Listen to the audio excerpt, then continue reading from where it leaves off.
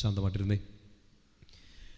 പ്രിയപ്പെട്ട സ്വരങ്ങൾ, നമ്മൾ ഈശോയുടെ മുമ്പിലേക്ക് നമ്മുടെ ജീവിതം മുഴുവനായിട്ടൊന്ന് പ്രതിഷ്ഠിച്ച് ഈ സമയം പ്രാർത്ഥിക്കുകയാണ്. കർത്താവിൻ്റെ വചനം നമ്മുടെ ജീവിതത്തിൽ അത്ഭുതങ്ങളും അടയാളങ്ങളും പ്രവർത്തിക്കട്ടെ. ഉറക്കെ പറഞ്ഞേ ഹല്ലേലൂയ. ശക്തി പറഞ്ഞേ ഹല്ലേലൂയ. എനിക്ക് പിന്നെ കേരളത്തിൽ എവിടെ ഏത് ധ്യാനേന്ദ്രത്തിൽ പോയാലും ഏറ്റവും കൂടുതൽ സന്തോഷം തോന്നുന്നൊരു സ്ഥലമാണ് ഇവിടെ. ഭയങ്കര സന്തോഷം തോന്നും. അതിന് പല കാരണങ്ങളുണ്ട്. എന്നെ ഏറ്റവും കൂടുതൽ തവണ കൺവെൻഷന് വിളിച്ചേക്കുന്നത് ഈ സ്ഥലത്താണ്. അതുകൊണ്ട് മാത്രമല്ല, പ്രത്യേകിച്ച് ഇവിടുത്തെ അച്ഛന്മാരോടുള്ളൊരു വലിയ സ്നേഹമാണ്. നമ്മളൊരു കൺവെൻഷൻ തുടങ്ങുമ്പോൾ ഒരു ആവേശത്തിന് ഞാൻ പറയുന്നതല്ല, എൻ്റെ ഹൃദയത്തിൻ്റെ ആഴത്തിൽ തന്നെ പറയുകയാണ്. കാരണം അത്രയും സ്നേഹം കരുതൽ ഞാൻ ഇങ്ങോട്ട് കൊടുത്തു എന്നല്ല പറയുന്നത്. അത്രയധികം സ്നേഹവും കരുതലും എൻ്റെ ശുശ്രൂഷ ജീവിതത്തിൽ ഈ ധ്യാനകേന്ദ്രം എനിക്ക് തന്നിട്ടുണ്ട്. ചേർത്ത് പറഞ്ഞേ ഹല്ലേലൂയ. വിജിലച്ചനൊക്കെ അത് ഓർക്കുന്നുണ്ടോ എന്നറിയത്തില്ല. വിജിലച്ചൻ ക്ലീൻ ഷേവിലായിരുന്ന ഒരു കാലം, അത് നിങ്ങൾ ഓർക്കുന്നുണ്ടോ? ഇപ്പോഴാണ് ഈ താടിയൊക്കെ വെച്ച് ഭീകരനായത്. അന്ന് പാവമായിരുന്നു. അപ്പോൾ അച്ഛൻ ക്ലീൻ ഷേവ് പോയല്ലോ അല്ലേ? അച്ഛൻ ക്ലീൻ ഷേവ് ചെയ്ത കാലത്താണ് ഞാൻ ഡീക്കനായിട്ട് ഇവിടെ വന്നത്. ഞാനും എൻ്റെ കൂടെ ബാച്ചിലുള്ള ഒരു ജെഫി എന്ന് പറഞ്ഞ പിന്നെ കുറവലങ്ങാടുള്ളൊരു ഡീക്കനും ഞങ്ങൾ രണ്ടുപേരും കൂടെ ഞങ്ങളുടെ പട്ടത്തിന് മുമ്പ് ഞങ്ങളുടെ സുപ്പീരിയർ അച്ഛൻ ഞങ്ങളോടൊരു ധ്യാനം കൂടാൻ വേണ്ടി പറഞ്ഞു. അപ്പോൾ ഞങ്ങൾ നോക്കുമ്പോൾ ഏറ്റവും അടുത്ത് പോയി മുങ്ങാൻ പറ്റുന്ന സ്ഥലം കാരിസ് ഭവനാണ്. അങ്ങനെ ധ്യാനം കൂടാനൊന്നും വലിയ താല്പര്യമില്ലായിരുന്നു. എനിക്കാണെങ്കിൽ പണ്ട് ഈ ധ്യാനഗുരുക്കന്മാരെ കണ്ടാൽ കലിയുമാണ്. അപ്പോൾ ആൾക്കാരിപ്പോൾ എന്നെ നോക്കി കലിയൊക്കെ തോന്നുന്നുണ്ട്. അപ്പോൾ ഞങ്ങൾ രണ്ടുപേരും കൂടെ ഒരു സൂത്രപ്പണി ഒപ്പിച്ചതാണ്. അടുത്തുള്ള ഏതെങ്കിലും ധ്യാനകേന്ദ്രത്തിൽ പോയി മുങ്ങാന്ന് വിചാരിച്ചു. എന്തായാലും ഇവിടെയാണ് വന്നപ്പോൾ കണ്ടത് ആ ക്ലീൻ ഷേവ് ചെയ്ത, സൂക്ഷിച്ചു നോക്കിയാൽ സുന്ദരനായ വിജിലച്ചനെയാണ്. അപ്പോൾ വിജിലച്ചനോട് ഞങ്ങൾ പറഞ്ഞു, ഞങ്ങൾ അച്ഛാ പ്രാർത്ഥിച്ച് ഒരുങ്ങാൻ വേണ്ടി വന്നതാണ്. നുണ പറഞ്ഞാൽ. അപ്പോൾ അച്ഛൻ പറഞ്ഞു, മക്കളെ രണ്ടുപേരും 2 മുറിയിലിരുന്നോ, എന്നിട്ട് ധ്യാനത്തിന് വന്നില്ലെങ്കിലും കുഴപ്പമില്ല, അവിടെ ആരാധന ചാപ്പലിൽ പോയിരുന്നോളാൻ പറഞ്ഞു. അയ്യോ, ഞങ്ങൾ ആഗ്രഹിച്ചത് അതായിരുന്നു. ആരാധന ചാപ്പലിൽ ഇരിക്കാനല്ല, ധ്യാനത്തിന് വരണ്ടല്ലോ. ഉറക്കെ പറഞ്ഞേ ഹല്ലേലൂയ. ചേർന്ന് പറഞ്ഞേ ഹല്ലേലൂയ. പ്രിയപ്പെട്ട സ്വരങ്ങളെ, പക്ഷേ എനിക്ക് തോന്നുന്നു എൻ്റെ വൈദികനാകുന്നതിന് മുമ്പുള്ള എൻ്റെ ജീവിതത്തിലെ ഏറ്റവും അനുഗ്രഹിക്കപ്പെട്ട ഒരു 5 ദിവസമായിരുന്നു അത്. കാരണം അത്രയധികം മണിക്കൂറുകൾ ആ ദിവ്യകാരുടെ സന്നിധിയിൽ ഇരുന്നിട്ടാണ് ഞങ്ങൾക്ക് രണ്ടുപേരും തിരുപ്പട്ടത്തിലേക്ക് ഞങ്ങൾ ഏറ്റവും അടുത്ത് ഒരുങ്ങിയത്. ഉറക്കെ പറഞ്ഞേ ഹല്ലേലൂയ. പലതിലോടത്തെ ശക്തിയോട് പറഞ്ഞേ ഹല്ലേലൂയ. അത് ഏറ്റവും വലിയൊരു ആനന്ദമാണ്. അന്ന് ധ്യാനമൊക്കെ കഴിഞ്ഞ് പോകുമ്പോൾ പിന്നെ അച്ഛൻ്റെ കയ്യിൽ ഫീസൊക്കെ കൊടുക്കാൻ വേണ്ടി ഞങ്ങൾ ചെന്നു. അവിടുത്തെ ഊട്ടുമുറിയിലും കണ്ടിരുന്ന് ഭക്ഷണം കഴിക്കുമ്പോഴാണ് അച്ഛനോട് പൈസയൊക്കെ എടുത്ത് കൊടുത്തു. അച്ഛൻ ആ പൈസ മടക്കി തിരിച്ചു തന്നു. എന്നിട്ട് പറഞ്ഞ ഒരൊറ്റ കാര്യമുള്ളൂ, ഞാനിപ്പോഴും പുരോഹിതനായിട്ട് 8ാം വർഷവും ഞാനത് കൃത്യമായിട്ട് പാലിക്കുന്നുണ്ടെന്ന് ഈശോയുടെ നാമത്തിൽ ഞാൻ നിങ്ങളോട് പറയുന്നു. അച്ഛൻ അന്ന് പറഞ്ഞ ഒറ്റ കാര്യമുള്ളൂ, കാരിസ് ഭവനെ പ്രാർത്ഥനയിൽ ഓർക്കണം. ഇതാണ് അച്ഛൻ പറഞ്ഞു. പൈസ മേടിച്ചില്ല. എന്തിനാണ് കണ്ണു നിറയണേ? എനിക്ക് ഈ സ്ഥലത്തെ ഓർത്തുള്ള ആനന്ദം അതാണ്. അന്ന് അച്ഛൻ പറഞ്ഞത് അതാണ്, കാരിസ് ഭവനെ പ്രാർത്ഥനയിൽ ഓർത്തേക്കണം, പൈസ വേണ്ടാന്ന് പറഞ്ഞു. പൈസ തിരിച്ചു വന്നു. ഞാൻ ഈ 8ാം വർഷവും കാരിസ് ഭവനെ പ്രാർത്ഥനയിൽ ഓർക്കുന്നു. അതുകൊണ്ട് എപ്പം വിജിലച്ചൻ വിളിച്ചാലും ഞങ്ങൾക്ക് തപസ് ധ്യാനം നടക്കുകയാണ്, വൈകുന്നേരം പാലാ കത്തീഡ്രലിൽ ധ്യാനം നടക്കുകയാണ്, തൊണ്ട പൊളിഞ്ഞിരിക്കുകയാണ്, പക്ഷേ ഇവിടെ ഞാൻ വരും.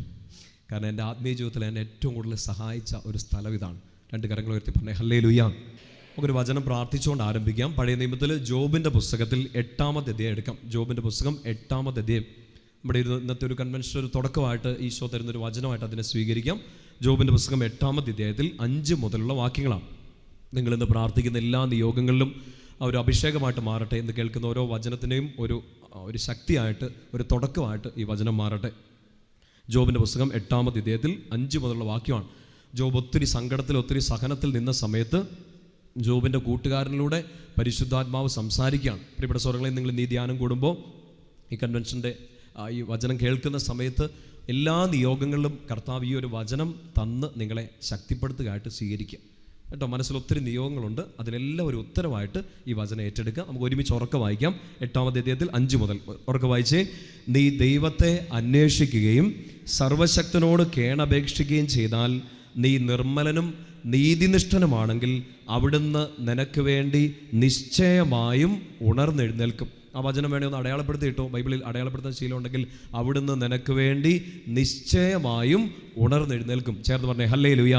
അതേ, നമ്മൾ തളർന്ന് കിടക്കുകയാണ്, നമ്മൾ വേദനിച്ച് കിടക്കുകയാണ്, നമ്മുടെ കുടുംബം ഒരു സങ്കടത്തിലാണ്, നമ്മൾ രോഗത്തിലാണ്, ആത്മീയമായിട്ടുള്ള കുറവുകൾ ഉണ്ടാകാം, ഭൗതികമായിട്ടുള്ള വിഷമങ്ങളുണ്ടാകാം, രോഗങ്ങളോ കടങ്ങളോ ദുഃഖങ്ങളോ ദുരിതങ്ങളൊക്കെ ഉണ്ടാകാം. കർത്താവിൻ്റെ വചനം നിങ്ങൾക്കൊരു ഉറപ്പ് തരികയാണ്, കർത്താവ് നിങ്ങൾക്ക് വേണ്ടി ഉണർന്നെഴുന്നേൽക്കും. ചേർന്ന് പറഞ്ഞേ ഹല്ലേലൂയ. നമ്മളങ്ങ് കിടന്നുപോയി കിടക്കുകയാണ്, വിഷമം കാരണം, സങ്കടം കാരണം, ഒന്നിനു പുറകെ ഒന്നായിട്ട് കണ്ണുനീര് കാരണം, വിഷമങ്ങൾ കാരണമൊക്കെ നമ്മൾ കിടന്നുപോയി, നമുക്ക് എഴുന്നേക്കാൻ പറ്റുന്നില്ല. കർത്താവിൻ്റെ വചനം സാക്ഷ്യം തരികയാണ്, നിങ്ങൾക്ക് വേണ്ടി കർത്താവ് ഉണർന്നെഴുന്നേൽക്കും. വലതുവരത്തി പറഞ്ഞേ ഹല്ലേലൂയ. ഒന്നേറ്റ് പറഞ്ഞേ, എനിക്ക് വേണ്ടി, എൻ്റെ കുടുംബത്തിന് വേണ്ടി എൻ്റെ കർത്താവ് ഉണർന്നെഴുന്നേൽക്കും. ആമേൻ. ശക്തിയോടെ പറഞ്ഞേ ഹല്ലേലൂയ. അടുത്തിരിക്കുന്നവരുടെ കയ്യിലൊന്ന് പിടിച്ചേ, പറഞ്ഞേ, നിനക്ക് വേണ്ടി നമ്മുടെ കർത്താവ് ഉണർന്നെഴുന്നേൽക്കും. ആമേൻ. ശക്തിയോടെ ഹല്ലേലൂയ. ഇവിടെ സോറികളെ, ഇത് നിങ്ങളുടെ നിയോഗങ്ങളിൽ ഇത് കർത്താവ് ഇപ്പം തന്നെ ഇടപെടട്ടെ എന്ന് പ്രാർത്ഥിക്കുകയാണ്. ഇടപെടാണ്ട് പോകില്ല. കാരണം ഇത് ഒരച്ഛൻ്റെ വാക്കല്ല, ഈശോയുടെ വാക്കാണ്. അത് സംഭവിച്ചേ മതിയാവും. ചേർന്ന് പറയാം ഹല്ലേലൂയ.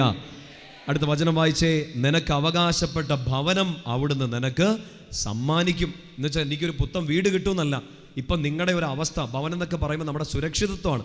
നിങ്ങൾ ആവശ്യപ്പെടുന്ന ഒരു ജോലി ആയിരിക്കാം, ഒരു രോഗസൗഖ്യമായിരിക്കാം, വീട്ടിൽ നിങ്ങളുടെ പ്രിയപ്പെട്ടവർക്ക് വേണ്ടിയുള്ള ഒരു പ്രാർത്ഥനയായിരിക്കും, അല്ലെങ്കിൽ നിങ്ങൾക്ക് വേണ്ടി തന്നെയുള്ള നിയോഗമായിരിക്കാം. നിനക്ക് അവകാശപ്പെട്ട ആ ഭവനം എന്ന് മാത്രമല്ല, നിനക്ക് അവകാശപ്പെട്ട ആ അനുഗ്രഹം കർത്താവ് നിനക്ക് തരും.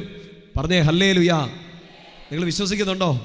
അതോ ചുമ്മാ ഒരു ശബ്ദം ഇങ്ങനെ മുഴങ്ങി കേൾക്കുവാണോ? ഒരച്ഛൻ വന്നിട്ട് എന്തൊക്കെയോ പറയുന്നു? അല്ല, ഇത് എൻ്റെ കർത്താവ് എന്നോട് പറയാണ്, എനിക്ക് അവകാശപ്പെട്ട ആ ഭവനം, ആ അനുഗ്രഹം കർത്താവ് എനിക്ക് തരും. ആ അനുഗ്രഹം നിങ്ങൾക്കറിയാലോ, എന്താ വേണ്ടതെന്ന് നിങ്ങൾക്കറിയാലോ, അതിനുള്ള അവകാശവും നിങ്ങൾക്കുണ്ട്. അത് കർത്താവ് തരും. അവസാനത്തെ ഒരു വാക്ക്, ഏഴാമത്തെ വാക്ക് ഇങ്ങനെയാണ്, നിന്റെ ആരംഭം എളിയതായിരുന്നെങ്കിൽ തന്നെ അന്ത്യദിനങ്ങൾ അതിമഹത്തായിരിക്കും. തീ പിടിപ്പിക്കണ വചനാണത്. നിന്റെ തുടക്കം മോശമായിരുന്നെങ്കിലും അന്ത്യദിനങ്ങൾ അതിമഹത്തായിരിക്കും. ചേർത്ത് പറഞ്ഞേ ഹല്ലേലൂയ. നമ്മളിപ്പോൾ ആകെ ഒരു കീറി മുറിഞ്ഞ് നിൽക്കുകയാണ്, സങ്കടത്തിൽ നിൽക്കുകയാണ്. നമുക്ക് എന്നാ ചെയ്യേണ്ടതെന്ന് അറിയത്തില്ല. ചിലപ്പോൾ നമ്മുടെ കുടുംബം ഒരുമിച്ചൊരു വലിയ സങ്കടത്തിൽ കൂടെ കടന്നു പോകായിരിക്കും. തുടക്കം മോശമായി നിൽക്കുക, ഇപ്പോഴും മോശമായിട്ട് നിൽക്കുകയാണ്. കർത്താവിൻ്റെ വചനം വിശ്വസിക്കുന്ന കർത്താവിൻ്റെ മക്കളോട് കർത്താവ് പറയാണ്, നിൻ്റെ അന്ത്യദിനങ്ങൾ അതിമഹത്തായിരിക്കും, അടിപൊളിയാവുന്നു. ഈശോയിൽ നമ്മൾ ശക്തിപ്പെടും. രണ്ട് കരങ്ങൾ ഉയർത്തി പറയാം ഹല്ലേലൂയ. ശക്തിയോടെ പറഞ്ഞേ ഹല്ലേലൂയ. പ്രിയപ്പെട്ട സ്വരങ്ങളെ, കർത്താവിൻ്റെ അനുഗ്രഹം സ്വീകരിക്കാനുള്ള അവകാശം എനിക്ക് നിങ്ങൾക്കും ഉണ്ട്. അതിനൊരു തടസ്സമില്ല. തടസ്സമായി നിൽക്കുന്ന ഒരു കാര്യം ചിലപ്പോൾ ഒരു പക്ഷേ നമ്മുടെ പാപങ്ങളോ നമ്മുടെ കുറവുകളൊക്കെ ആയിരിക്കാം, അല്ലേ? ചിലപ്പോൾ പാപങ്ങൾ ഒരു തടസ്സമായിട്ട് നിൽക്കാം. നമ്മൾ ചെയ്യേണ്ട ഒരു കാര്യമാണ്, ചെയ്തു പോയ എല്ലാ പാപങ്ങളെയൊക്കെ ഒന്ന് അനുദപിച്ച് ഈശോയുടെ മുമ്പിൽ ഒന്ന് ഏറ്റുപറയുക. പ്രത്യേകിച്ച് നമ്മൾ നോമ്പ് കാലത്തിലാണ്. ചില ഉപേക്ഷകളൊക്കെ നമ്മൾ നടത്താറുണ്ടല്ലേ. എന്നൊക്കെ നിങ്ങൾ വേണ്ടാന്ന് വെച്ചു, ഈശോയെ വേണ്ടാന്ന് വെച്ചു, ജപമാല പിന്നെ എന്നൊക്കെ വേണ്ടെന്ന് വെച്ച്. ചിലരുടെ നോമ്പ് അങ്ങനെയാണ്. ഏറ്റവും ഇഷ്ടമുള്ളത് ഉപേക്ഷിക്കാൻ പറഞ്ഞപ്പോൾ എനിക്ക് പണ്ടേ ഈശോനെയാണ് ഇഷ്ടം, അതുകൊണ്ട് ഈ നോമ്പിന് 50 ദിവസം ഈശോയെ വേണ്ട. അങ്ങനത്തെ കുസൃതിയൊക്കെ കാണിക്കുന്നവരുണ്ടോ? ഞാൻ അടുത്തിടയ്ക്ക് പുറത്ത് രാജ്യത്ത് കൺവെൻഷൻ പോയ സമയത്ത് അവർ പറഞ്ഞു, അച്ഛാ ഞങ്ങൾ ഇച്ചിരി ഇറച്ചി കഴിക്കാറുണ്ടെന്ന് തോന്നുന്നു. ഞാൻ ചോദിച്ചു ഏതിറച്ചിയാന്ന് ചോദിച്ചു. കോഴി ഇറച്ചിയാന്നു. അത് പക്ഷിയാണ് അച്ഛാ, കുഴപ്പമില്ലെന്നു. അങ്ങനത്തെ ഉടായ്പകളാണ് നമ്മളൊക്കെ, ഉപേക്ഷകളാണ്. എൻ്റെ പ്രിയപ്പെട്ട സ്വരങ്ങളെ, നമ്മുടെ പ്രിയപ്പെട്ട ലിയോ മാർപ്പാപ്പ പറയുന്ന ഒരു കാര്യമാണ്, നിങ്ങൾ എന്തുമാത്രം ഉപേക്ഷിച്ചു എന്നതിലല്ല, നിങ്ങൾക്ക് ഈശോയെ കിട്ടിയോ എന്നതിലാണ് നോമ്പ് അനുഗ്രഹമായിട്ട് മാറുക. നമുക്ക് 50 ദിവസമോ 40 ദിവസമൊക്കെ നമുക്ക് ഉപവസിക്കാം, ചിലതൊക്കെ ഉപേക്ഷിക്കാം. പക്ഷേ ഈശോയെ കിട്ടിയില്ലെങ്കിൽ 50 ദിവസം 40 ദിവസം വെറുതെ പോയി. അവിടെ നമുക്ക് വളരെ പ്രധാനപ്പെട്ട ഒരു കാര്യം, ഇപ്പോൾ ഈ വചനത്തോട് നമ്മൾ വായിച്ചു, നമുക്ക് അനുഗ്രഹമുണ്ട്. നമ്മുടെ കർത്താവ് നമുക്ക് വേണ്ടി എല്ലാം നല്ലതാക്കി തീർക്കും. ഇതെല്ലാം നല്ലതാക്കി തീർക്കുന്ന, അനുഗ്രഹിക്കുന്ന, സൗഖ്യം നൽകുന്ന ആ കർത്താവിനെ കിട്ടാൻ വേണ്ടിയിട്ട് വേണം നമ്മൾ ഏറ്റവും കൂടുതൽ ആഗ്രഹിക്കാൻ. ചേർന്ന് പറഞ്ഞേ ഹല്ലേലൂയ. ഈശോയുടെ ആ സ്നേഹം കിട്ടണം, ഈശോയെ കിട്ടണം. ഈശോയെ കിട്ടാനുള്ള ചെറിയൊരു തടസ്സം എൻ്റെ പ്രിയപ്പെട്ട സഹോദരങ്ങളെ ഒരുപക്ഷെ നമ്മുടെ പാപങ്ങളായിരിക്കാം. ചില അനുഗ്രഹങ്ങൾക്ക് തടസ്സമായി നിൽക്കുന്നത് നമ്മുടെ ചില കുറവുകളായിരിക്കാം. അതൊന്ന് ഒഴിവാക്കി കിട്ടിയാൽ കർത്താവിൻ്റെ അനുഗ്രഹം ഒരു നദി പോലെ ഒഴുകും. വലതുയർത്തി പറഞ്ഞേ ഹല്ലേലൂയ. ആ വചനത്തെ ഒന്നുകൂടെ ശ്രദ്ധിച്ചേ. ജോബിൻ്റെ പുസ്തകം 8-ാം അധ്യായത്തിൽ 6-ാമത്തെ വാക്യം 5-6 ഒരുമിച്ച് ഒന്നുകൂടെ വായിക്കാം. നീ ദൈവത്തെ അന്വേഷിക്കുകയും സർവശക്തനോട് കേണപേക്ഷിക്കുകയും ചെയ്താൽ, അത്രയും മാത്രം പോരാ, വായിച്ചോ, നീ നിർമ്മലനും നീതിനിഷ്ഠനുമാണെങ്കിൽ അവിടുന്ന് നിനക്ക് വേണ്ടി ഉണർന്നെഴുന്നേൽക്കും. അപ്പോൾ വളരെ പ്രധാനപ്പെട്ട ഒരു കാര്യമാണ് നൈർമല്യം, വിശുദ്ധി, നീതിബോധം. കർത്താവിൻ്റെ മുമ്പിൽ വിശുദ്ധിയോടെ നിന്ന് പ്രാർത്ഥിക്കുമ്പോഴാണ് കർത്താവ് പെട്ടെന്ന് നമുക്ക് ഉത്തരം തരിക. നിങ്ങൾ വിശുദ്ധരാണോ? ഏകദേശമൊക്കെ ആയിട്ടുണ്ട്. ഇന്നും കൂടെ ഒന്ന് ആവണം. ചേർന്ന് പറഞ്ഞേ ഹല്ലേലൂയ. അപ്പോൾ നമുക്കന്ന് ആ ഒരു ഭാഗം ഒന്ന് നന്നായിട്ട് ശ്രദ്ധിക്കണം. പഴയ നിയമത്തിൽ ഹോസിയ പ്രവാചകന്റെ പുസ്തകം ഒന്ന് എടുക്കാം. കർത്താവിൻ്റെ അനുഗ്രഹത്തിന് തടസ്സമായി നിൽക്കുന്നത് നമ്മുടെ കുറവുകളൊക്കെ ആണെന്നൊക്കെ പറഞ്ഞു തരുന്നൊരു വചനമാണ്. എസക്കിയേൽ, ദാനിയേൽ ഒക്കെ കിട്ടിയാൽ മുമ്പോട്ട് മറിച്ചോ പെട്ടെന്ന് കിട്ടും. ഹോസിയ പ്രവാചകന്റെ പുസ്തകത്തിൽ കർത്താവിൻ്റെ വലിയ സ്നേഹത്തെക്കുറിച്ചൊക്കെ പറയുന്നൊരു പുസ്തകമാണ്. 14 അധ്യായങ്ങളേ ഉള്ളൂ, സുന്ദരമായൊരു പുസ്തകമാണ്. ഇന്നത്തെ അവസാനത്തെ അധ്യായം ഹോസിയ 14. ഏശയ, ജെറമിയ, എസക്കിയേൽ, ദാനിയേൽ ഇവരാരെങ്കിലും കിട്ടിയാൽ മുമ്പോട്ട് മറിക്കുക, പെട്ടെന്ന് കിട്ടും. 14-ാമത്തെ അധ്യായത്തിൽ അതിൻ്റെ 1-2 വാക്യങ്ങളാണ്. ഉറക്കെ ഒരുമിച്ച് വായിക്കാം. ഇസ്രായേൽ, നിന്റെ ദൈവമായ കർത്താവിലേക്ക് തിരിച്ചു വരിക, നിന്റെ അകൃത്യങ്ങൾ മൂലമാണ് നിനക്ക് കാലിടറിയത്. ആ വചനം നന്നായിട്ടൊന്ന് മനസ്സിലാക്കിയേ. ഇപ്പം നമുക്ക് ചില അനുഗ്രഹത്തിൻ്റെ വാതിലുകൾ അടഞ്ഞു കിടക്കുകയാണ്. ഇത്രയും പ്രാർത്ഥിച്ചിട്ടും ചില ഉത്തരം കിട്ടുന്നില്ല. എൻ്റെ പ്രിയപ്പെട്ട സഹോദരങ്ങളെ, വീണ്ടും വീണ്ടും അനുഗ്രഹം കിട്ടാൻ വേണ്ടി നമ്മൾ ഒത്തിരി പ്രാർത്ഥനകൾ ചെല്ലുന്നുണ്ട്. പക്ഷേ ഒത്തിരി അധികം പ്രാർത്ഥനകൾ ചെല്ലുന്നതിന് മുമ്പ് ആദ്യം കാലിടറാൻ കാരണമായ പാപങ്ങളെ കർത്താവിൻ്റെ മുമ്പിലേക്ക് ഇറക്കി വെക്കുക. അനുഗ്രഹത്തിൻ്റെ വാതിൽ താനെ തുറക്കും. കുമ്പസാരത്തിൻ്റെ വാതിൽ നിങ്ങൾ തുറക്കാൻ തയ്യാറായാൽ അനുഗ്രഹത്തിൻ്റെ വാതിൽ കർത്താവ് നിങ്ങൾക്ക് വേണ്ടി തുറക്കും. എടുത്തു പറയാണ് വചനം, നിനക്ക് തെറ്റുപറ്റിയത്, നിനക്ക് കാലിടറിയത് വേറെ ഒന്നും കൊണ്ടല്ല. ആരോ ശപിച്ചതോ ആരോ ആഭിചാരം ചെയ്തോ കൂടോത്രം ചെയ്തോ അല്ല. ഇസ്രായേൽ, നിനക്ക് വീഴ്ച പറ്റിയത്, കാലിടറിയത് നിന്റെ പാപങ്ങൾ നിമിത്തമാണ്. ചേർന്ന് പറഞ്ഞേ ഹല്ലേലൂയ. പാപത്തെക്കുറിച്ച് പറഞ്ഞപ്പോൾ നിങ്ങളുടെ മുഖം വാടിയല്ലോ. ഞങ്ങൾക്കതൊന്നും ഇഷ്ടമില്ല, ഞങ്ങളൊന്നും ചെയ്യാറില്ല. എനിക്കറിയാം നിങ്ങളൊന്നും ചെയ്യാറില്ലെന്ന്. എന്നാലും എങ്ങാനും ചെയ്തു പോയാൽ അതിനൊരു അപകടം ഉണ്ടെന്ന് ഞാനൊന്ന് പറഞ്ഞു തരുന്നതേ ഉള്ളൂ. എൻ്റെ വിശുദ്ധരെ, ചേർന്ന് പറഞ്ഞേ ഹല്ലേലൂയ. നിങ്ങൾ വിഷമിക്കേണ്ട. അച്ഛൻ നിങ്ങൾ കുറ്റം പറയുന്നതല്ല. നിങ്ങൾ ഇത്രയും സ്പീക്കർ, ഞാൻ ഇതിൻ്റെ അടുത്തുനിന്ന് 2-3 സ്പീക്കറും കൂടെ എൻ്റെ ചെവിക്കകത്തോട്ട് കയറുന്നുണ്ട്. ജിൻസച്ചനും ഇത് കേട്ടോണ്ടിരിക്കുകയാണ്. ജിൻസച്ച എവിടെയെങ്കിലും വീണ് പോയാൽ ഒറ്റ കാര്യമുള്ളൂ. എന്താണ്? കർത്താവിൽ നിന്ന് അകന്നുപോയി, പാപം ചെയ്തു പോയി. അതുകൊണ്ടാണ് കാലിടറിയത്. അടുത്ത വചനം പറയാണ്, 2-ാം വാക്യം ഉറക്കെ വായിച്ചേ. കുറ്റം ഏറ്റുപറഞ്ഞ് കർത്താവിൻ്റെ അടുത്തേക്ക് തിരിച്ചു വരിക. അനുഗ്രഹത്തിന് എന്തുകൊണ്ടായി തടസ്സം? ഇത്രയും പ്രാർത്ഥിച്ചു, ഇത്രയും കൺവെൻഷൻ കൂടി, ഇത്രയും ധ്യാനങ്ങൾ കൂടി. എൻ്റെ പ്രിയപ്പെട്ട സഹോദരങ്ങളെ, നമ്മളിങ്ങനെ ചോദിക്കും, എന്നിട്ട് ഇനി എവിടെ പോയി ധ്യാനം കൂടും? ഇനി ഏത് പ്രാർത്ഥന മേടിക്കും? ഇനി ഏത് അച്ഛനോട് പറയും? ഒരച്ഛനോടും പറയണ്ട, ആദ്യം അപ്പനോട് പറയുക. അപ്പാ, എനിക്ക് തെറ്റുപറ്റി. കുറ്റം ഏറ്റുപറഞ്ഞ് തിരിച്ചു വരിക.